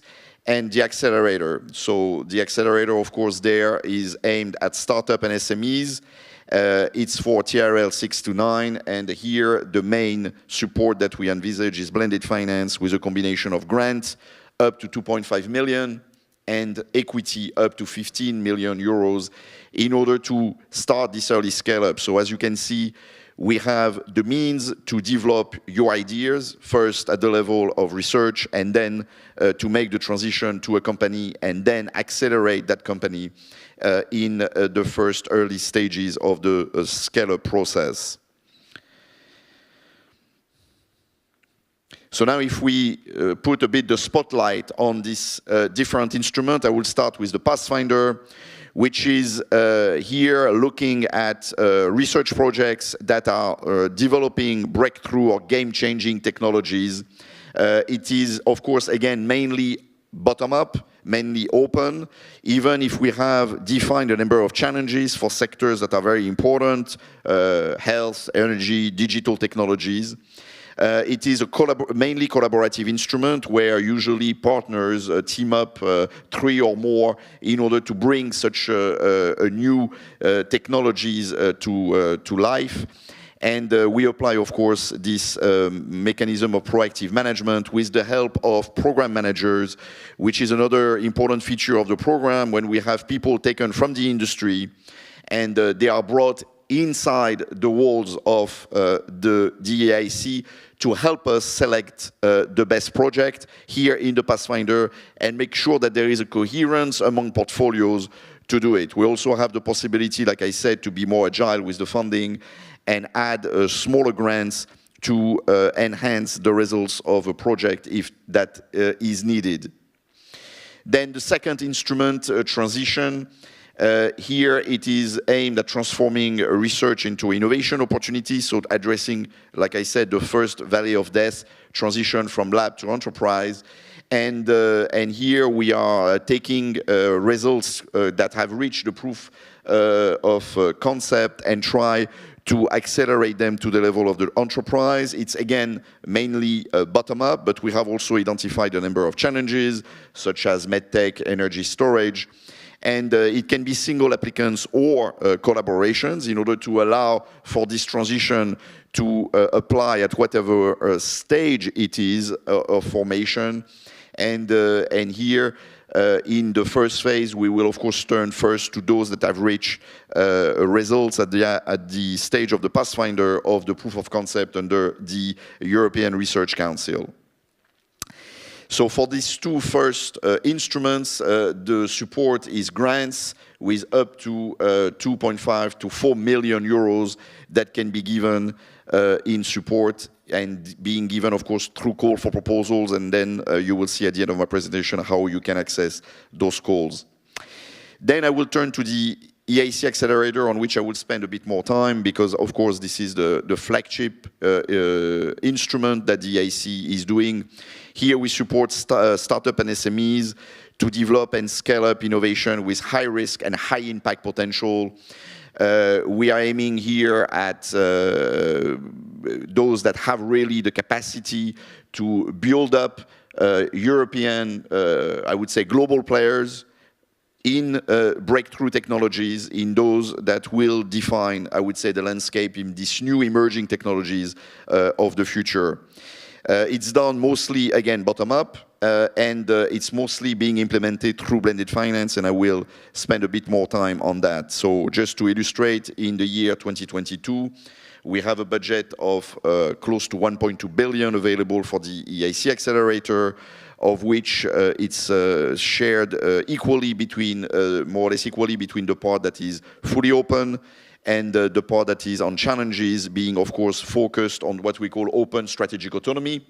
As you know, the European Union is trying to be more autonomous in certain areas that are of strategic interest for the Union, such as health, lessons of the pandemic, but also microprocessors, for example. As you know, this sector is encountering a lot of difficulties in the supply chain in the world today.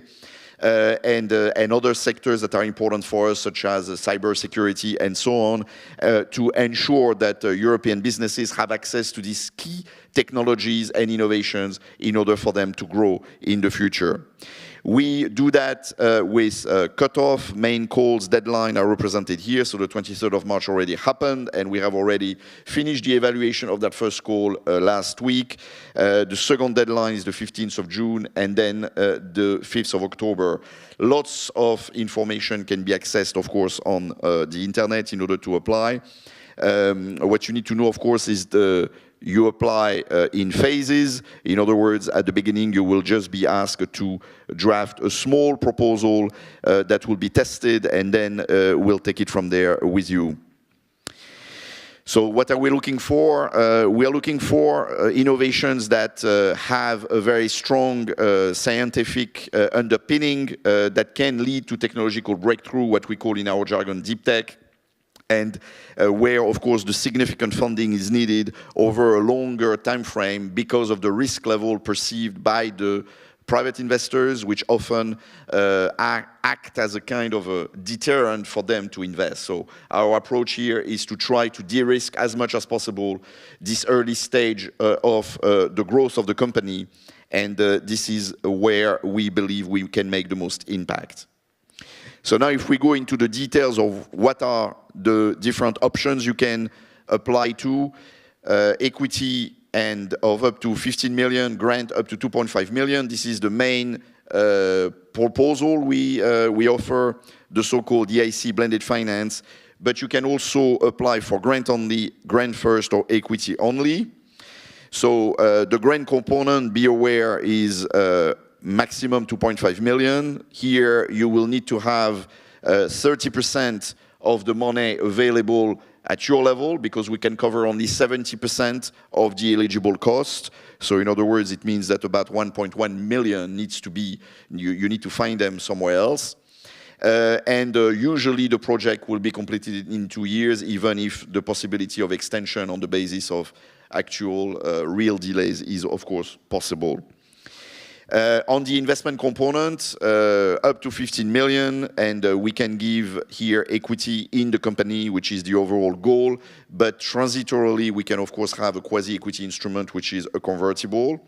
And we always hold a minority ownership. On average, it's about 7%, but we can go a bit higher if it's needed. And of course, here we apply the patient capital principle, which means that we are not in a hurry to have a return. we can stay in the company for a period, a time horizon of 7 to 10 years, possibly extended to 15 years. So now if we look at the different options that are possible, if you have the means to scale up your initiative, but at the same time you need a bit of money to cover your remaining research and development and testing cost, you can apply to grant only, but you will have to demonstrate to us that you only need the grant to do this testing and you don't need the money for doing the financing later on because your investors are ready to do it or you have that money yourself. If you're not so sure about the results of the research and development testing that you need to do, you can apply to grant first and reserve for later the possibility to apply for equity. And if, of course, you already can foresee that you would like to go to the commercialization phase after the phase of testing has taken place, you can apply for grant and investment, so for blended finance, and then, of course, we will be happy to tackle the package of support together. For those of companies that are a bit more advanced and already have covered the R&D cost and are in full commercialization stage and usually are already trying to find a support from an investor that they have difficulties to close around, you can apply to the equity only, the investment only option, which then will allow a rapid reaction from the EIC fund that will be immediately to participate in a round of investment if you have other investors queuing up to support your companies. So what can you expect from the evaluation steps? Like I said at the beginning, we will just ask you to tell us your story, to record a pitch, and to answer a few questions. And based on the answer that you will get, we have an AI tool that will analyze this information and will give you an answer, and that answer will allow you, for example, to prepare your business plan and to draft your proposal. Then we will allocate, if you wish to use such services, a coach that will help you through the process of preparing your proposal. Then your full proposal, once it's what it has applied, will be assessed by a number of remote evaluators that will basically see whether it's excellent enough, has delivering the impact that we would like to see, and it's the type of innovation that typically we would like to finance.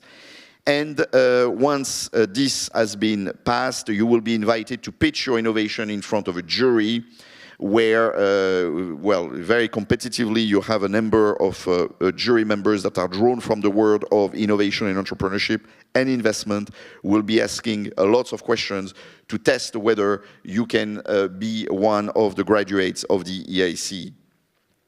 If you are selected then after this pitch, you will be invited first to negotiate and sign the contract, which give you access to the grant component extremely quickly in a matter of 2 months after the end of the evaluation. And then the due diligence will start for the investment component, and that of course may last a bit longer depending on the time horizon that you need in order to get access to that equity, which often is being trenched, so it doesn't come in one bag of money in one go, but will follow a number of milestones in order, of course, not to drown you in money that is unnecessary at the beginning of the process, but give you access to the money as you go along. So now, if we put a bit more the spotlight on that particular part, which is the equity funding, I mean, I will have to say that, of course, the most important here element is the crowding in element. Of course, as a public entity, we are quite keen not to make mistakes and support companies that are not, I would say, fit for purpose. Hence, we have designed a program that we can only release the equity part only when we can crowd in the money that you have been selected with, and it's quite important for us that we apply this principle. And then, of course, we can reserve money in follow-on capital in subsequent rounds. Like I said, the other points I've already covered. We will be there for a longer time horizon perspective, and we take relatively small stake in the companies in order not to dilute the funders.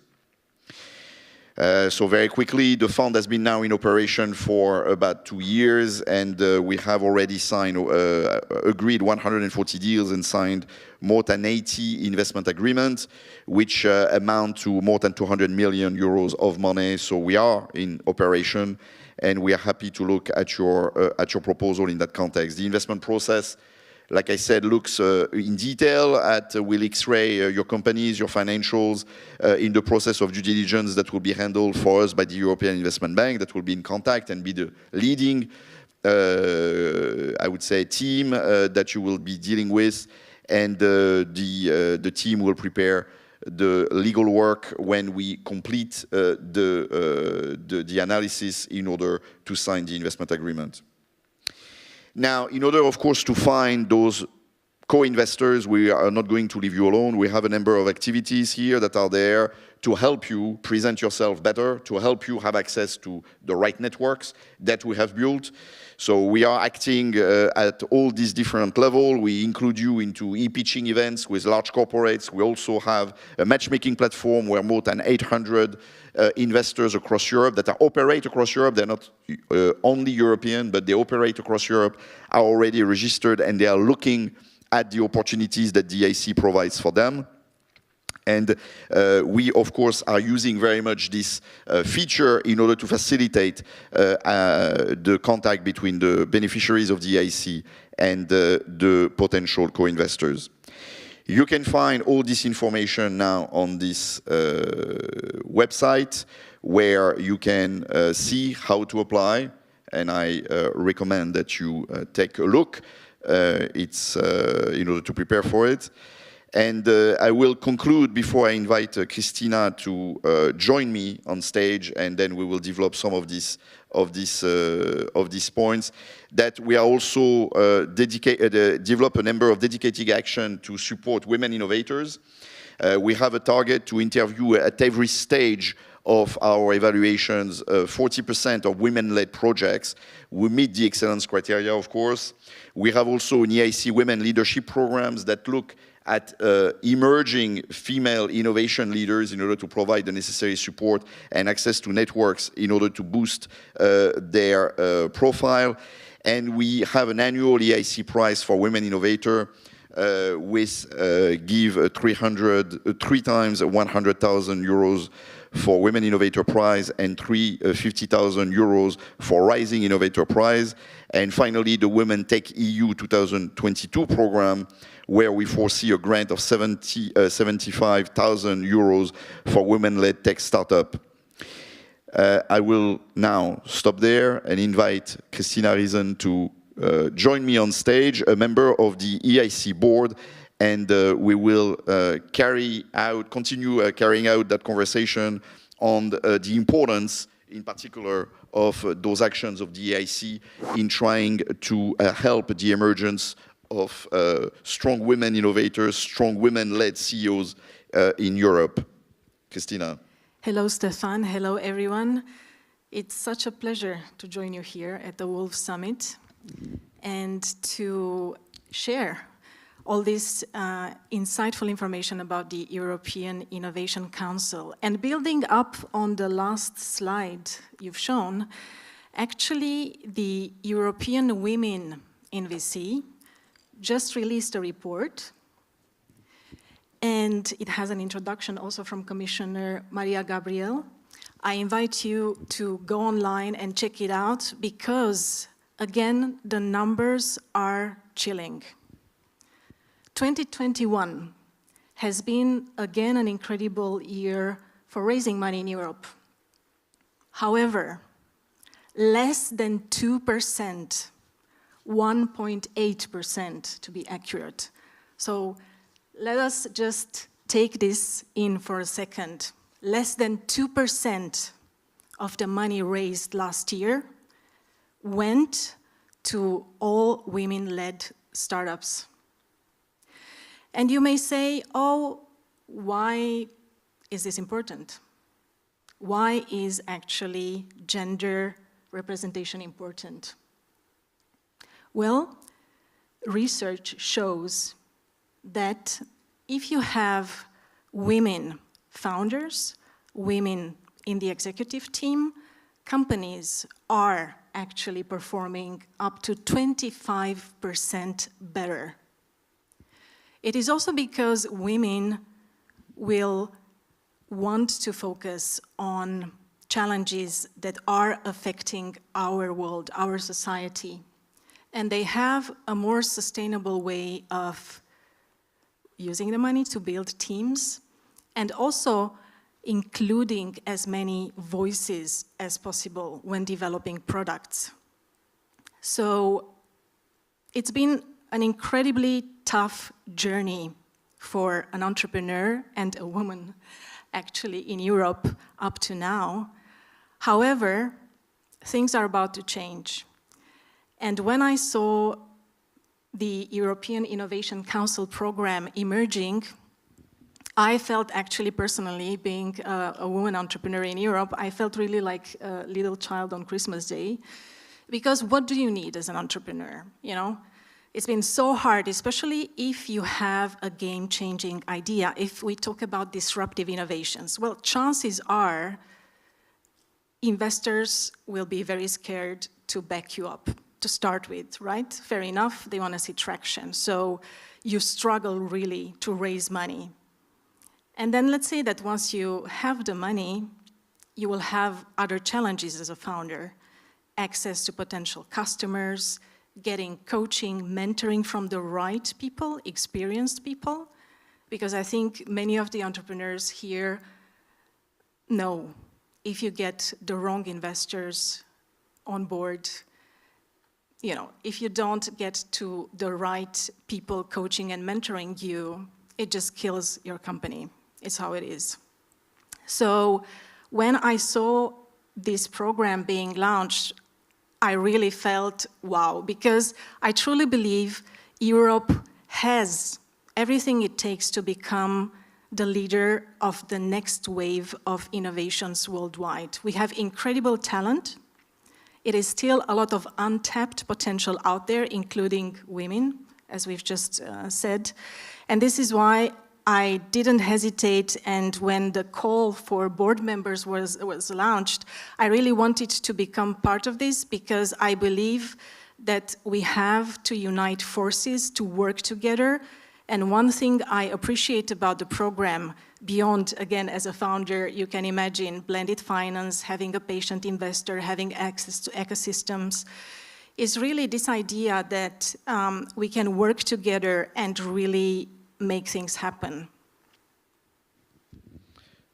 Christina, I mean, since you have a lot of experience in approaching VCs to get support from your startups and so on, why exactly we have that particular situation? I mean, we have indeed observed that during the pandemic, I mean, I can only confirm this anecdotally. I mean, you gave the figures very, very low for 2021, but what we had observed in 2020, 2021 is that, to our surprise, the pandemic did not result into a drop in VC money going towards European startups, but we had heard many, many times, anecdotally at that moment during those years, that that money was not going proportionately towards women-led companies, and we were kind of surprised to understand why this was the case. So, I mean, maybe you can tell us, based on your experience, how come the investors, the world of investment, if you wish, seems to perceive women-led companies are being not worthy of the same type of support, because the proportion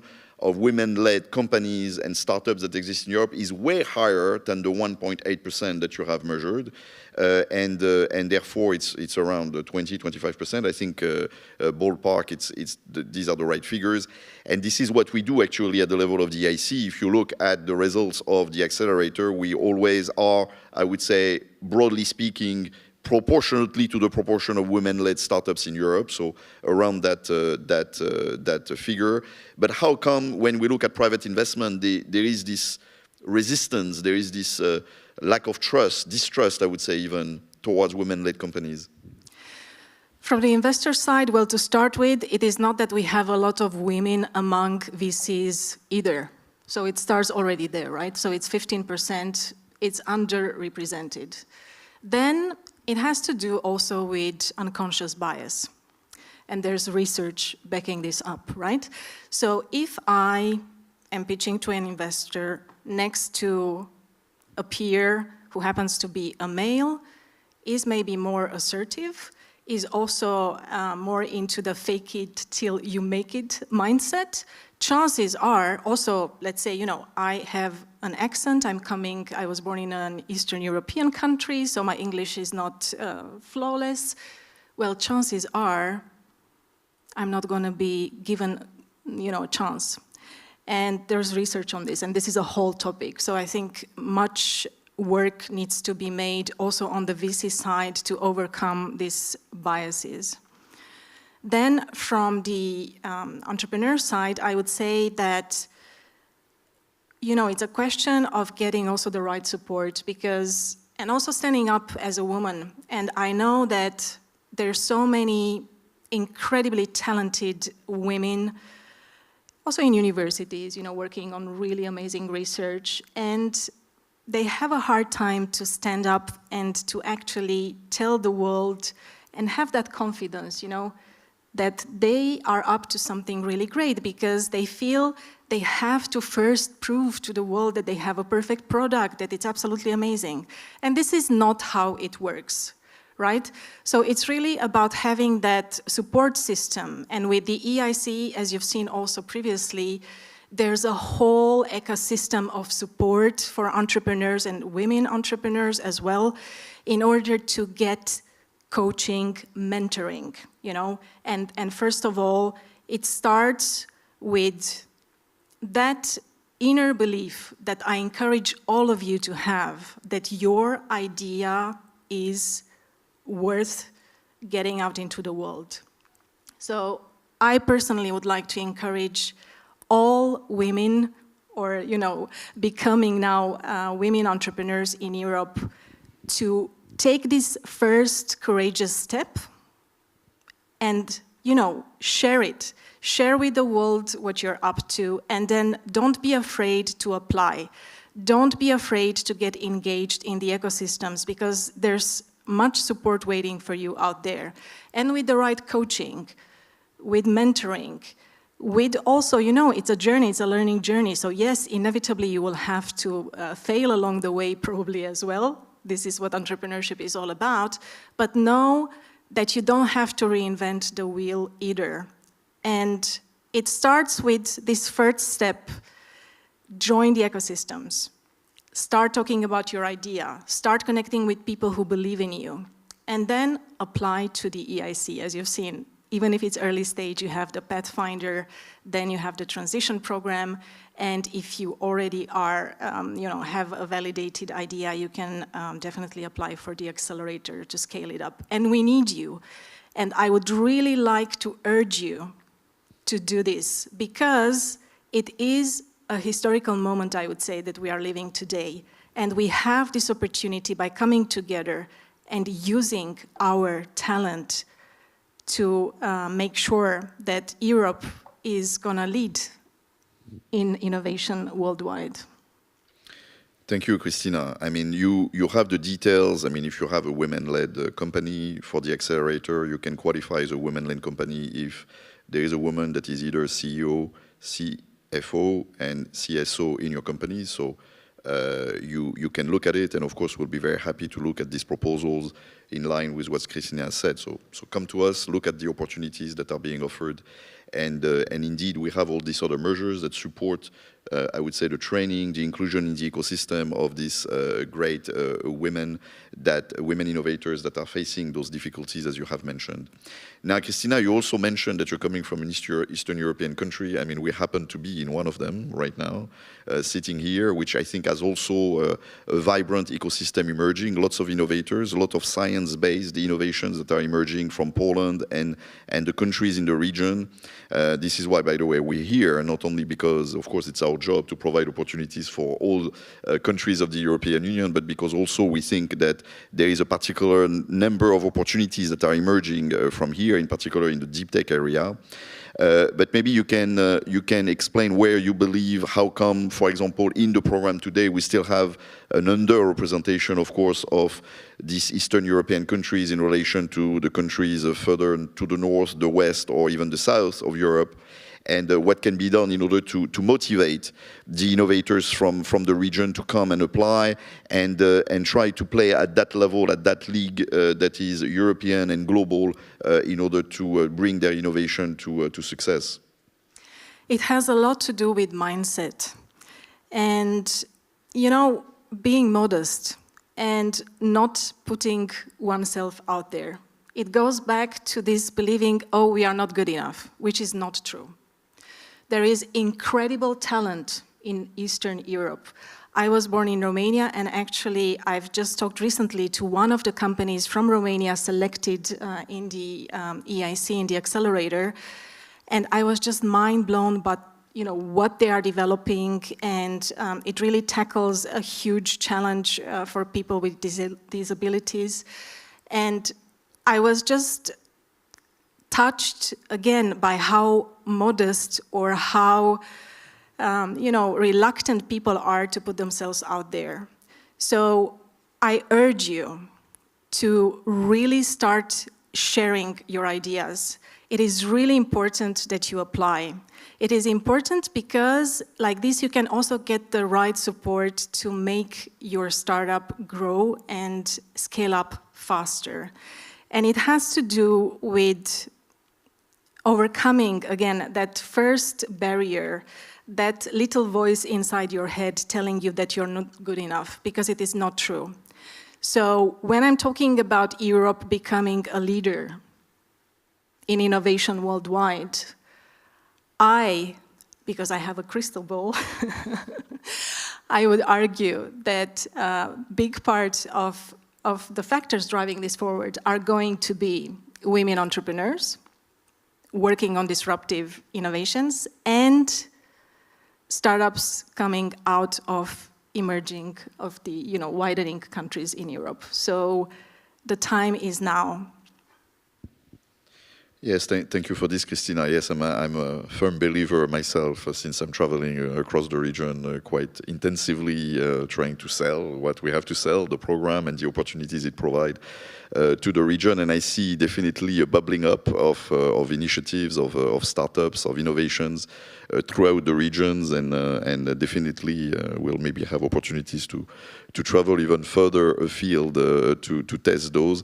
So please come to us. Don't feel shy. Don't feel daunted by the results of so far of the competitions that we have run, of the calls that we have run.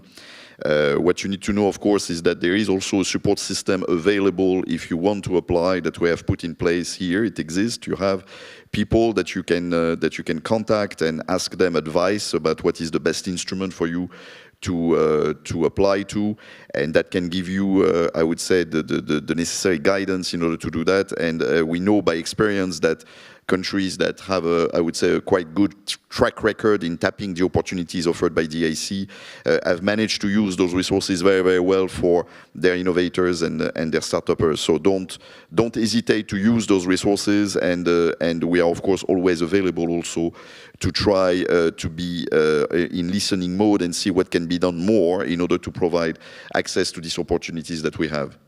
And please remember that we in the board, we are there to represent the innovator's voice.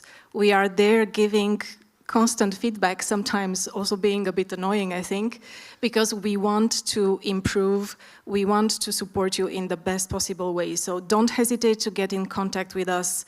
All of us are on LinkedIn, for example, if you'd like to connect.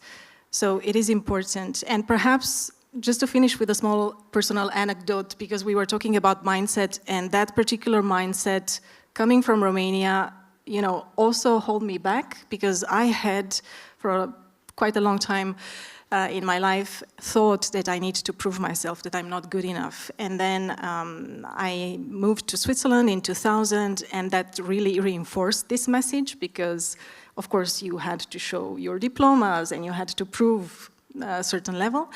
Until I joined a Silicon Valley-based company called Evernote in their early stages.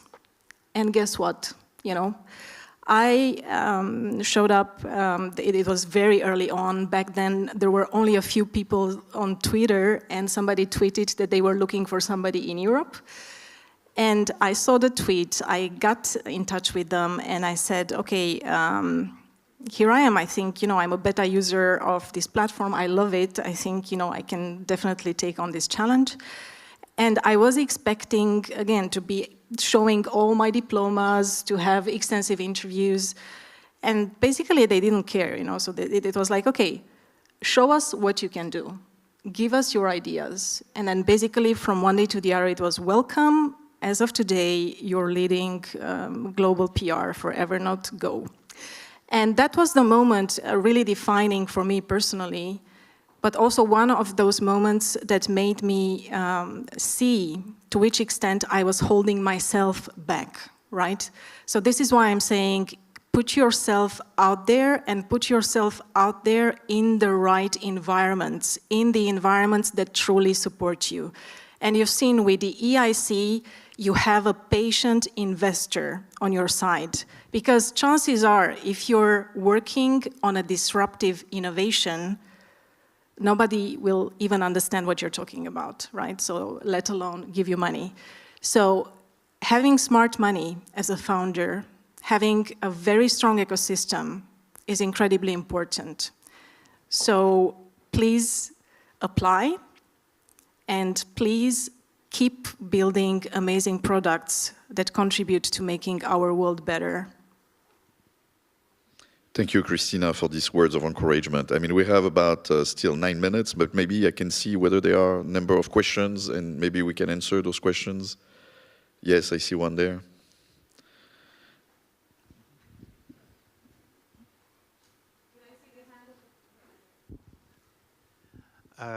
Let me get here closer because I can see you guys. Sorry. Question to Christina. Yeah. Christina, I've seen you. You've been on this school, and you're quite aware about design thinking. Would you have something to say about the importance of design thinking on the startups in the context of you being the board? Thank you very much for your question. I'm a big fan of design thinking. Why? Because it has to do with taking a user-centric approach. There's been so many examples of smart engineers sitting in a room, developing some incredible technology and not checking in with the real world.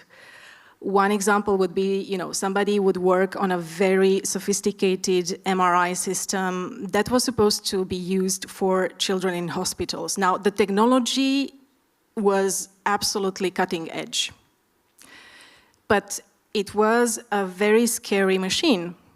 So they didn't realize the moment they will put something like this in a hospital and children will come together with their families and go through the whole experience, that would be absolutely chilling.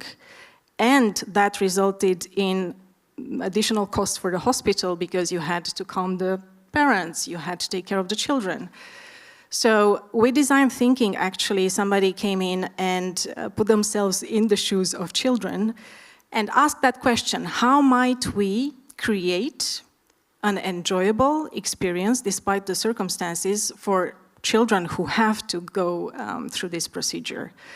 And then they came up with very ingenious, not expensive solutions.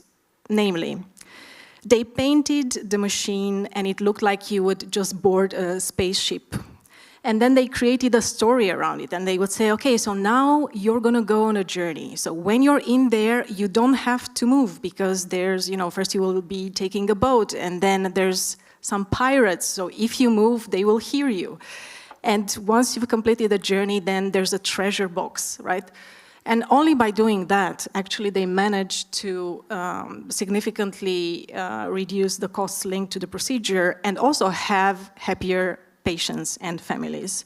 Now, this is just an anecdote, but to say that so many times when you focus on that technology without checking in with whom may use it later on, you're missing out on many different dimensions that make it actually almost an unsellable product at one point in time, right? So you have an interest early on, and with design thinking, this is what you do, right? So you take that, persona of your ideal potential customer, you put themselves in their shoes, and you try to understand what do they need, because you want to be sure that you respond to their needs.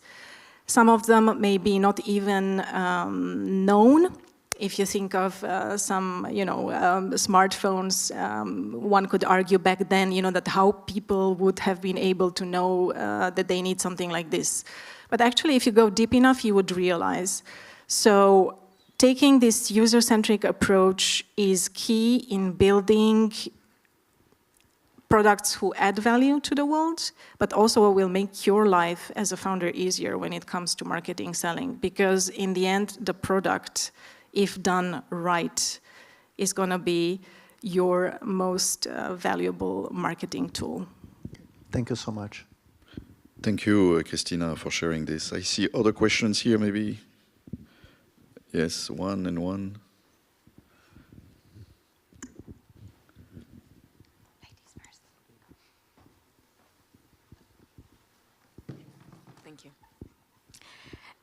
Thank you.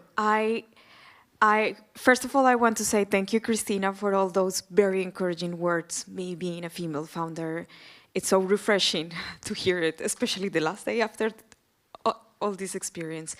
I'm trying to, when I hear all the descriptions of the programs and the Pathfinder and the transition, it seems like if we really want to be part of it, we need to be scientists, we need to have PhDs, we need to have all these incredible, really almost difficult to understand innovations. But then when I hear you, it's every idea counts, every idea can be disruptive. How do I put these two messages together, and how can we really understand where do we fit in all this process? Especially, for example, I'm not European. I'm actually from Colombia, and in my world, even getting a bachelor's degree is a privilege. So, yeah, how do you find how can I find myself in all these opportunities? Thank you so much for this question. And first of all, it's great, to hear that you're from Colombia and you're here, and we want more people like you here. So please bring your friends, bring all your innovator friends to Europe, because there's going to be a need for them as well. And to your point, I think, it's important to differentiate. So first of all, with EIC, we are talking about deep tech, right? So we are supporting deep tech anchored in research and science. And this is really important. And as independently of the idea you're working on, my advice to you would be to work with research. Because if you do not do that, what will happen is that you will go on and not be able to do any evidence-based decisions down the line, right? So even if you have a super successful idea, at one point in time, if you're really, really serious, research is going to be somehow part of it. So it is totally okay as a founder not to have a PhD or to be a researcher, as a matter of fact. However, remember that you will have to hire a team, right? So there's companies who have a team, and you will have a chief scientist on board, or down the line, they add people. So there's always ways. It goes back to what you're trying to do, what is your idea all about, and for you to have the greatest impact, what is needed. I can understand that it may seem overwhelming to look at all the possibilities, right? But this is the beauty of the story, because with the EIC, we wanted you to be more or less in one place and not get some funding now, early stage, and then having to figure it out later on when, you know, past Series A or B. So the idea was to create something that will accompany you, take you from where you are today, but also go along with you until you're basically already scaling up.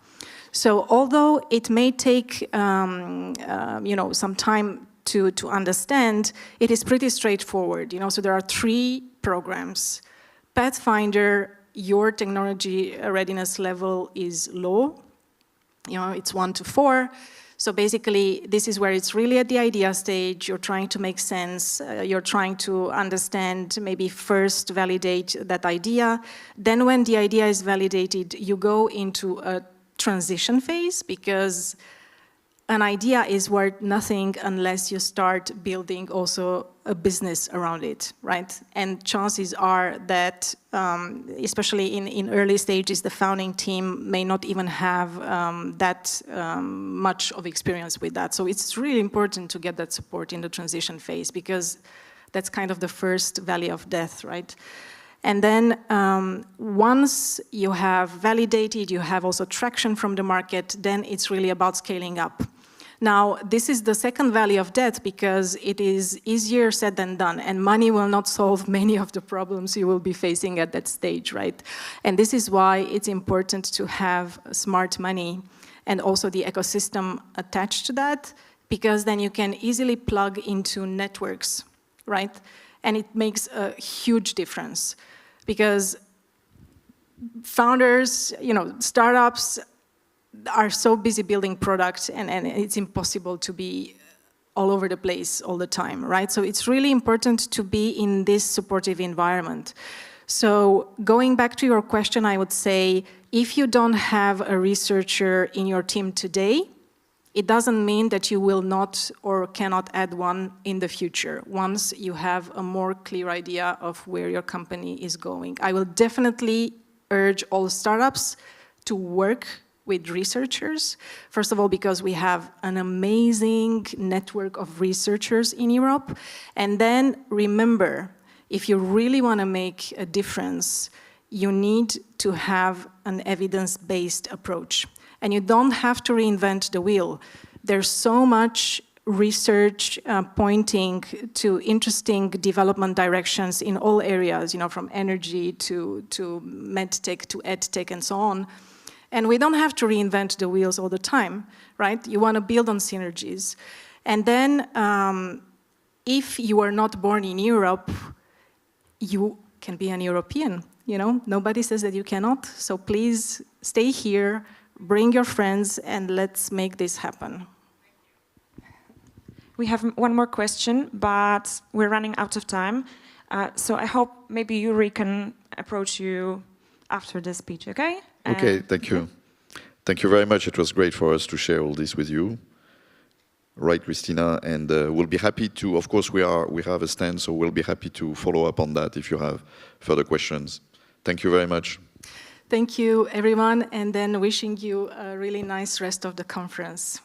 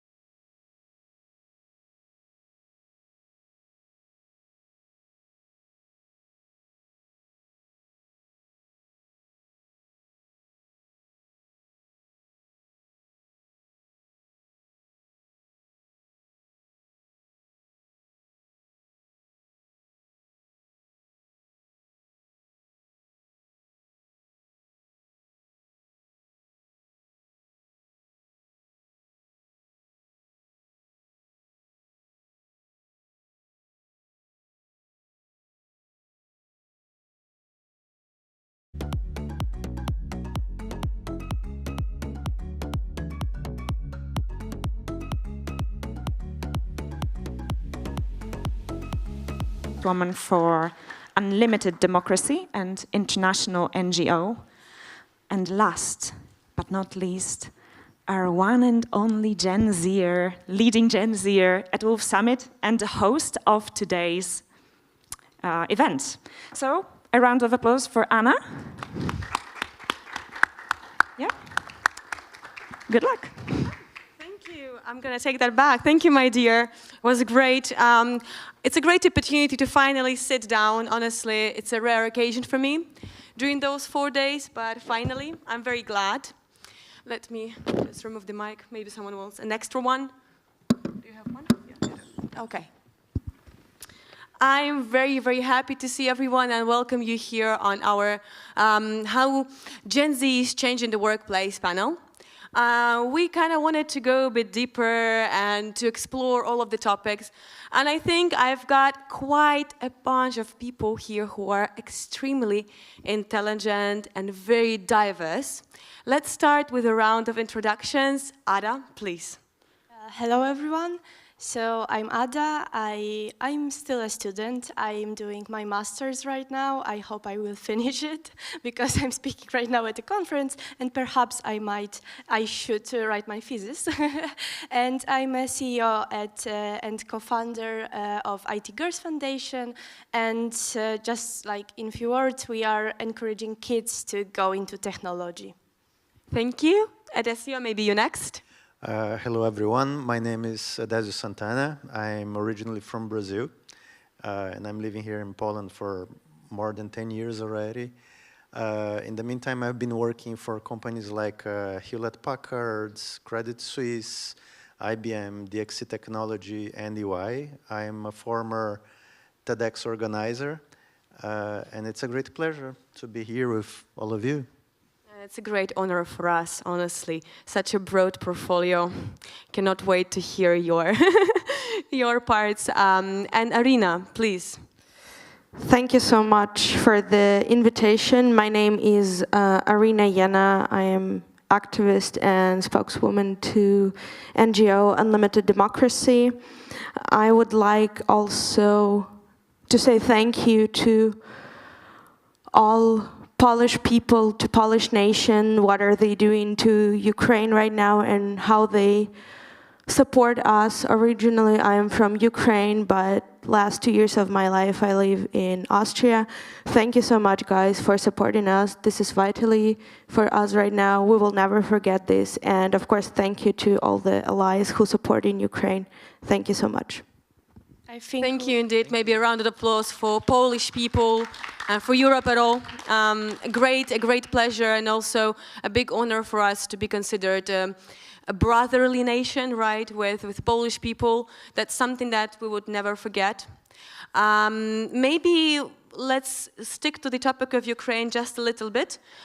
Since Arina here, she's, for me personally, I think she's the person who activated the whole Vienna to stand up for Ukraine and to show who are Ukrainian people. So maybe you can tell us a bit more about yourself and your activism.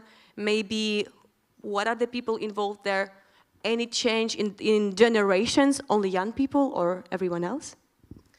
Yeah, thank you so much for this round of compliments for me. Obviously, the work that has been done in Vienna and in Austria in activism sector for Ukraine these days, it's definitely not only my work, because a lot of people, Ukrainian diaspora, mobilized themselves very quickly, and the work that is still going right now is amazing, and these people inspires me a lot in everyday life, in what are they doing and how they're doing this.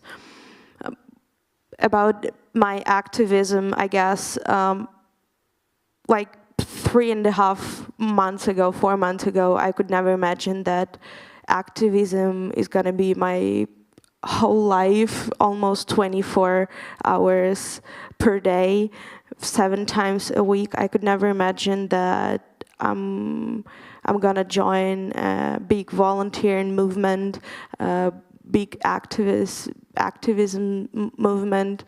So yeah, and this now playing a significant role in my life.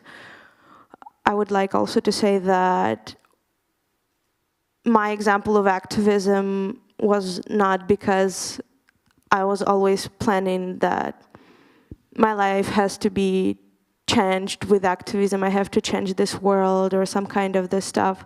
It's just happened because of the situation which happened and is still happening to my country, and I just woke up on February 24th as I guess every Ukrainian around the world, and I was completely shocked, and I understood that I could not stay in one place and I just could not follow the news. I need definitely to do something more. I need actions from myself, so then I wouldn't be ashamed to look into the mirror, and I will understand that I've done something during this war. I helped somebody because it happened that I was not in Ukraine when the invasion started. I was in a very safe place, and I'm still in a safe place. I do not have to hide from the missiles. I do not have to hide from the bombings every day, as my family had to do. So I understood that I just have to do something. I must do this. So this is how the activism came into my life, and I would not say even like came into, it's broke into my life. And I'm very thankful also for a lot of people who surrounded me right now and who supporting Ukraine, who supporting me, who supporting us, and who supporting my team in this way. Honestly, it sounds very inspiring, and it also gives a lot of hope.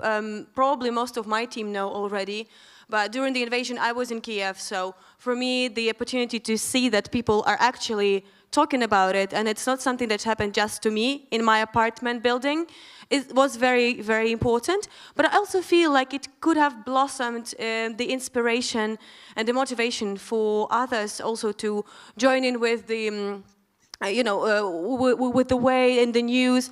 Ada, how it was for you? Maybe a couple of words. I think it's actually very important to talk about it, because for some people it was like, okay, I'm helping, but I don't want to like tell the world I'm helping because it would be like showing off or something. But I do not feel that way, because it is important to talk about it and to show that you're helping, because as you said, Anna, you might inspire others to do the same. And it actually quite happened a lot like with my friends. Right after the invasion, we were like paralyzed, but then suddenly like on Monday, because it happened on Thursday, and on that Monday people were all over the city helping refugees, and it was amazing like to actually see people come together as a nation, like in Poland, and helping Ukrainian people to adapt in Warsaw. It was actually very uplifting, I think.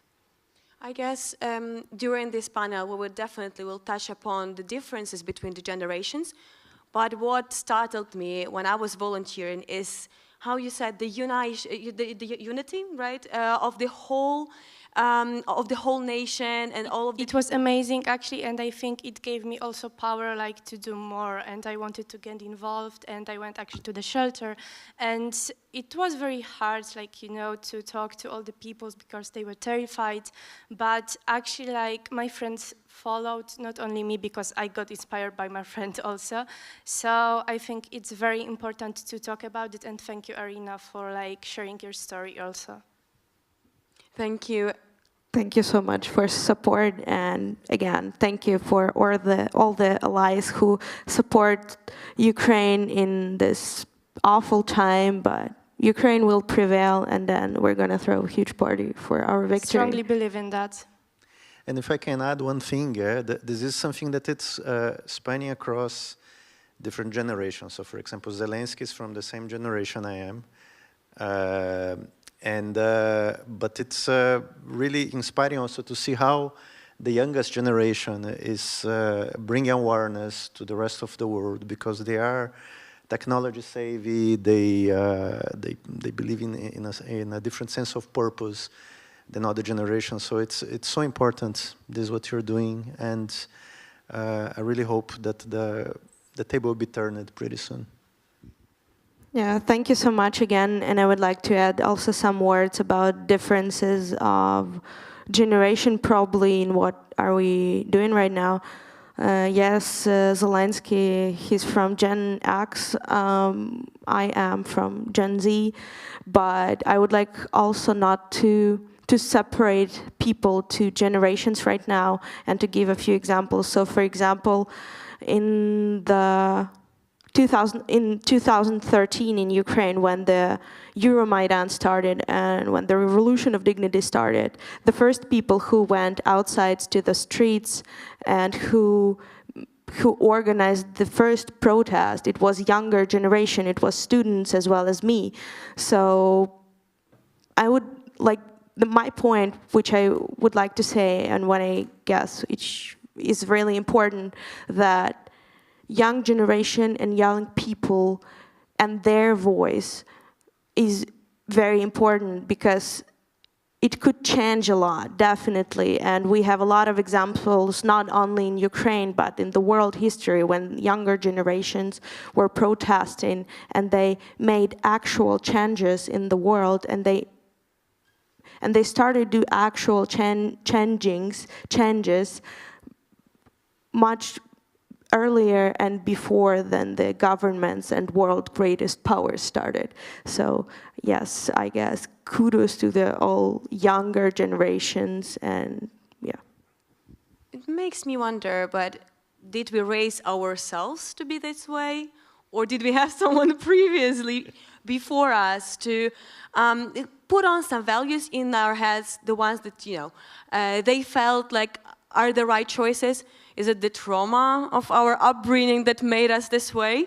I also wanted to, first of all, make sure which generation are you defining yourselves to be? Me and Arina, we said that we are Gen Z. What about you guys? Is it that easy for you? I might go first. It's not so easy for me, as you, Anna, probably knows because we talked already, but I'm like 1998, like you know now how old I am. But it's like in between millennials and Gen Z, like actually, if I had to, I don't like labels, so maybe not put a label on it. I feel like some of my like character traits are from millennials, some are from Gen Z, because like during my childhood, I didn't have actually that much of technology. It became like a bit later than for some people, but I think it much depends on the definition we use. I feel like in between. And I think in my case, I don't have much choice. Yeah, it's like people look at me and say, "Oh, this guy's old." I don't think that. But I'm officially from Generation X. Yeah, and the thing is that I agree with the other panelists that labels. I think sometimes they don't. They're not good. For example, if you talk about the challenges in the workplace or the revolutions which are important.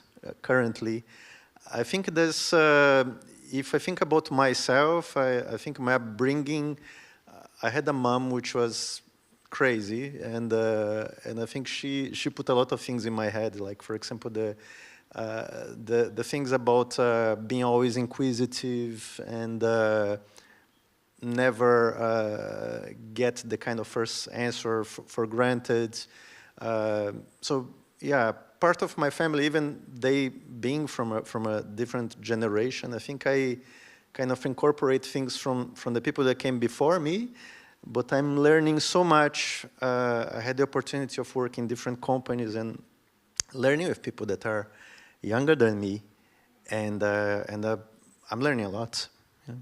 Can you feel like the drastic difference, maybe some special qualities or, I don't know, skills or points which make you feel this difference between you and newer generations? I mean, newer? I think it's an interesting thing. I was talking to someone before the panel, and I was just saying, look, when I look at this generation, I just see myself like 20 years ago, like trying to challenge things from people from the other generation, which I think it's a healthy thing. It's but there's a sense of purpose. a sense of my voice matters, which is in this generation, which I haven't seen in other generations. And I think this is something commendable. Yeah? Not sure if I answer, Anna, but is it? No, it actually makes perfect sense. But maybe, Arina, you can tell us a bit more. What do you think are the qualities which are distinct for the Generation Z? What are the values we're trying to pursue? Thank you for this question. I also agree about this labels thing about generations. In my opinion, this is kind of depends on which generation and where they were born. Because, for example, millennials who was born in the United States and millennials who was born in Soviet Union, in my opinion, completely different people, as well as Generation Z.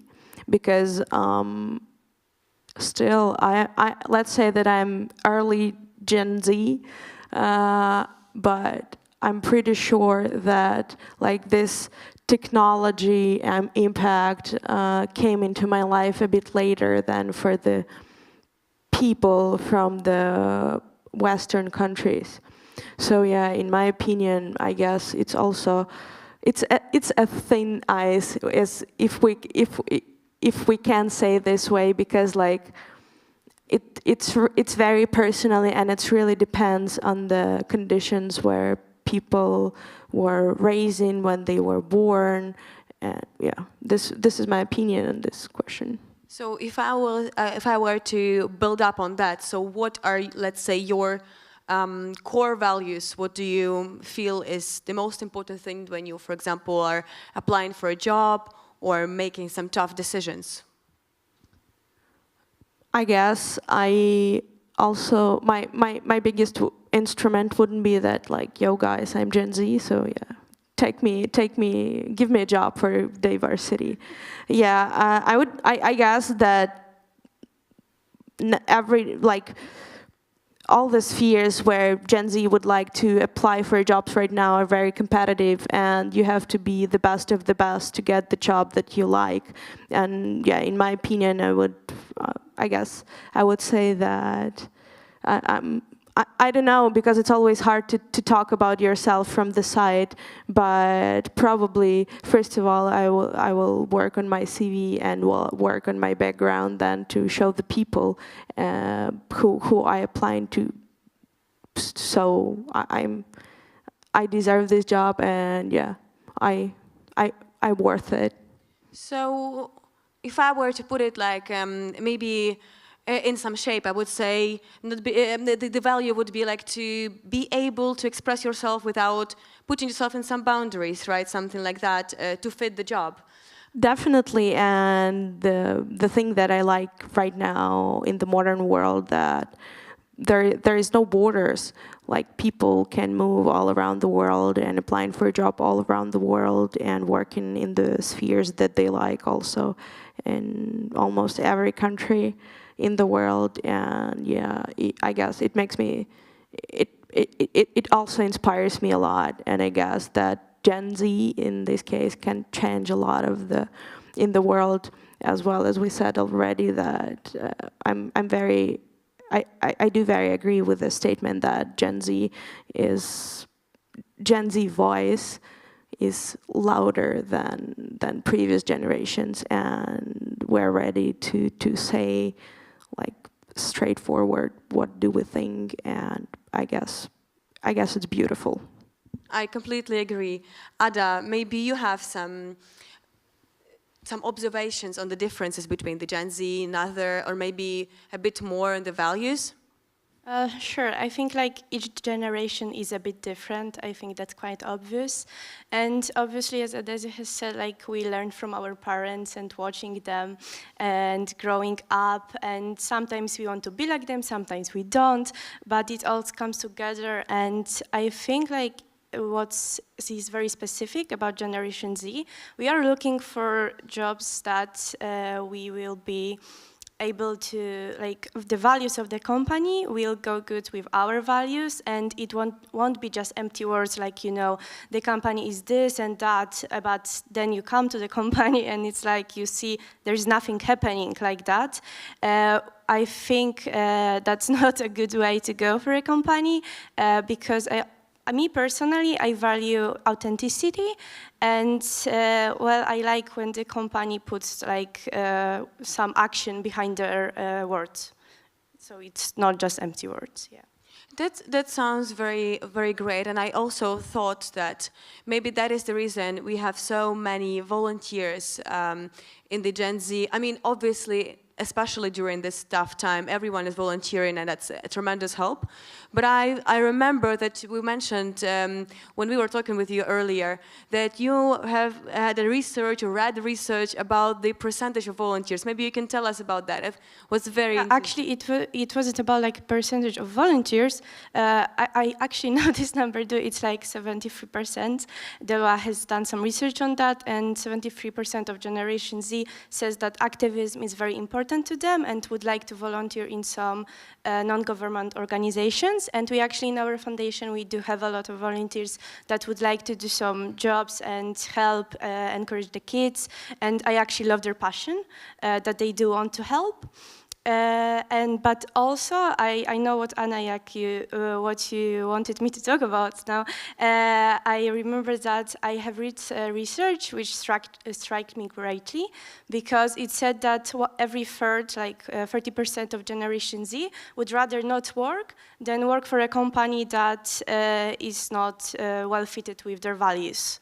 So that's a lot, like every third. So like we are sitting here, 3 girls, and one of us would rather not work than to work for a company that has no values. I wonder who that would be.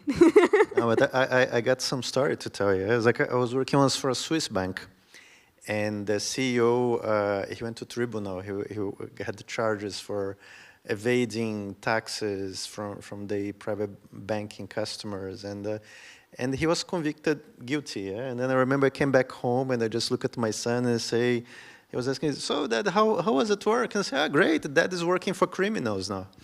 And I think it's an example of a company where I did not like to stay. And over my professional experience, I've been trying, of course, to find different kinds of opportunities. But I think it's so important for me being now, for example, in a company which was recognized as one of the most ethical companies in the world. That makes a difference to me, and I think it for sure does make a difference, yeah, to the Gen Z generation. That's a good thing. And I would like also to add that now in the modern world, there's a lot of opportunities to apply for people to work in for non-government, non-profit organizations, thousands of NGOs around the world. And I guess right now, a lot of Gen Z people, let's say like this, they will choose NGOs and non-profit organizations over the companies and corporations, because people want to do the job that can impact, that has an influence on something. And a lot of people now interested more in the job and what their job can change, and change something more in the world than change their financial statements and their bank account numbers. So yeah, I'm pretty sure that also a lot of people will choose, let's say, also social work above business and above corporation banks. And I guess it's also a thing that Gen Z opened as like in themselves, that working for non-profit organizations and non-government organizations is as important as working for business. may I add some here? Like, I totally agree with you, Arina, because I actually can observe that among my friends. I have a lot of friends that, you know, like are 2 or 3 years after college, they had their master's done or bachelor, and they are working at some jobs, and suddenly, like, you know, after 1 year or 2 years, it depends on a person, they are like, okay, but what do I bring to the world? And they actually started to have a problem because they didn't think about it at first. They just, you know, they wanted to have a job, like get on their feet, and that's totally understandable. And now after some times, they start to think, I want something more. I want to see the impact of my job that puts some like good into the world, or actually I want to see the changes that I make or am a part of. And I totally get that actually too. But I also feel like the decision in the first place to go somewhere just to have a job, sometimes for some reason I feel like young people now are getting mature and pressured to be getting matured with a very, very like short and limited amount of time. And maybe this is the reason why so many wrong decisions were made in the first place.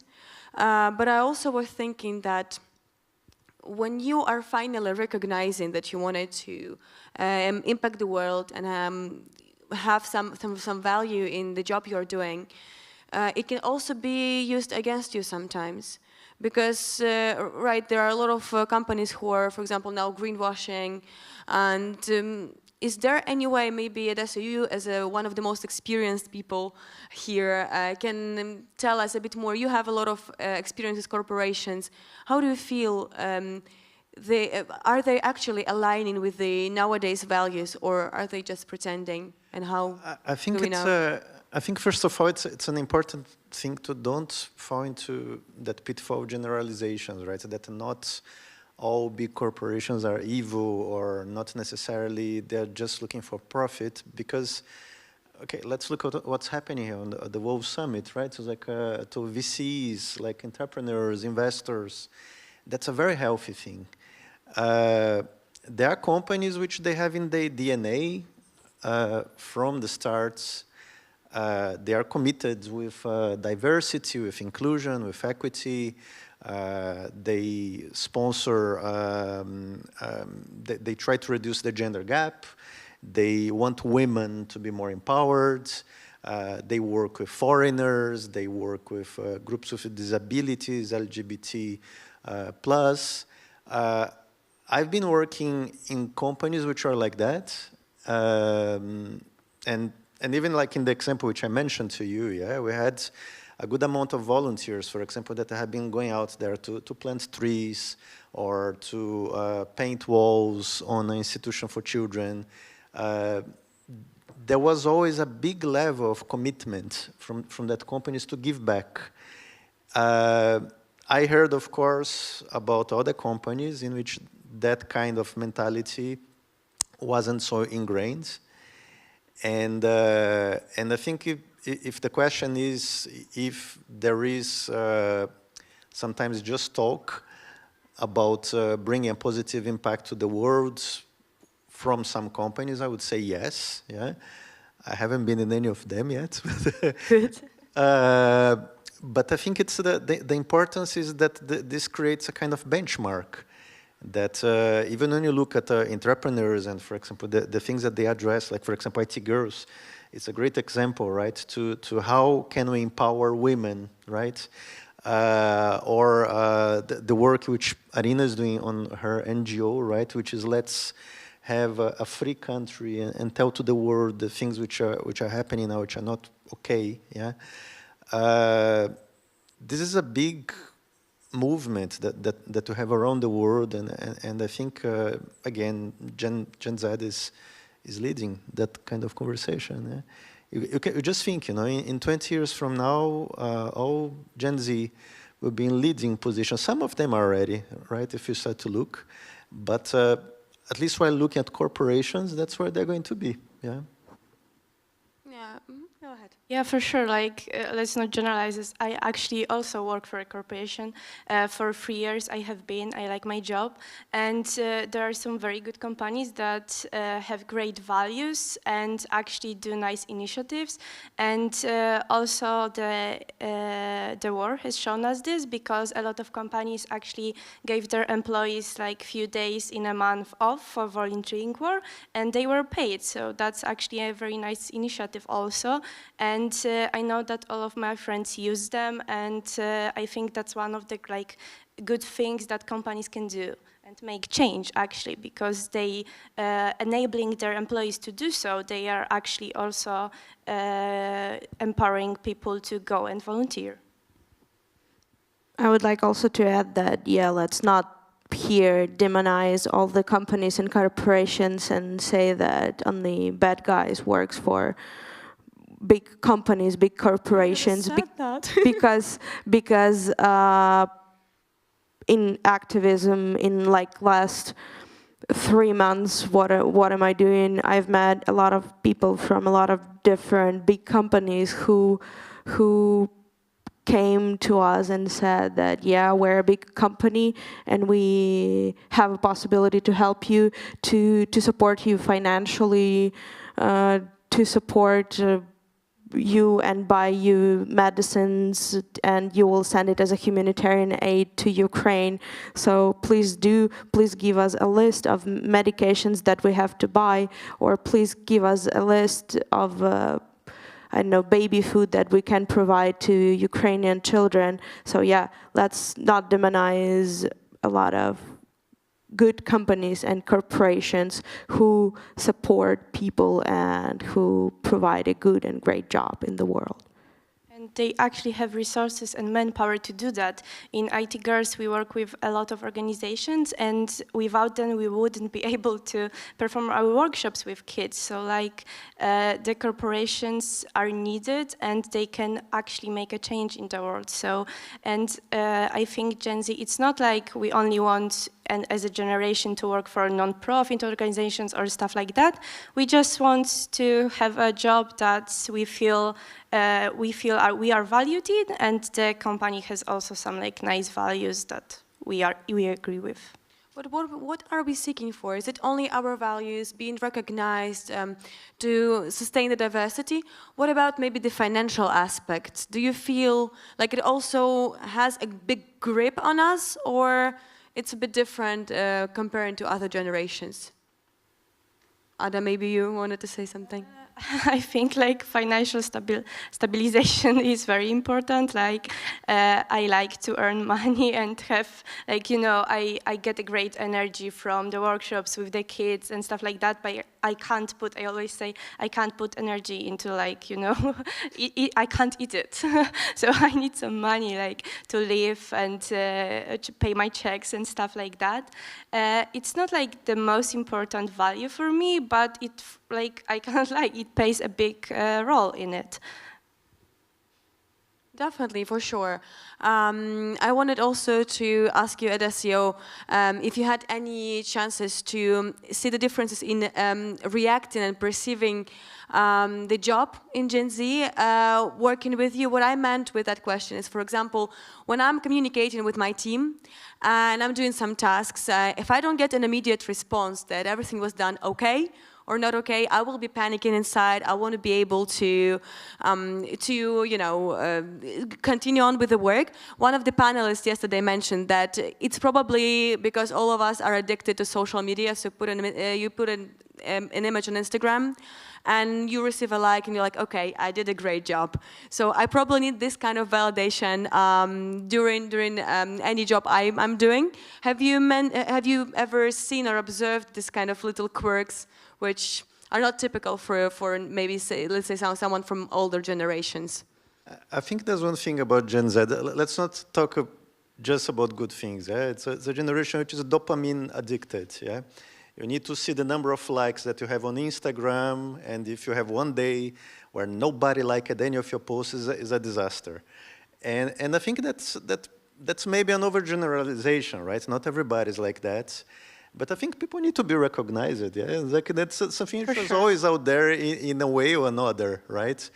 And I think people just describe that as a current phenomena because they haven't been actually observing that in the past. Yeah? And there's people that, for example, from other generations, that's like, when I say that my mom was crazy, Mom, if you're watching that, I mean that in a good way, okay?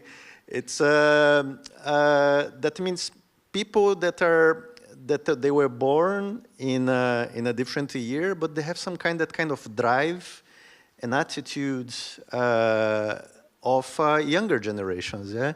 I've been a lucky guy to have a mom which was interested to get a few diplomas, learn different languages, travel, see things around, question things, and I see most of that values, for example, in my kids, yeah? They're growing, I don't know in which generation they'll be placed.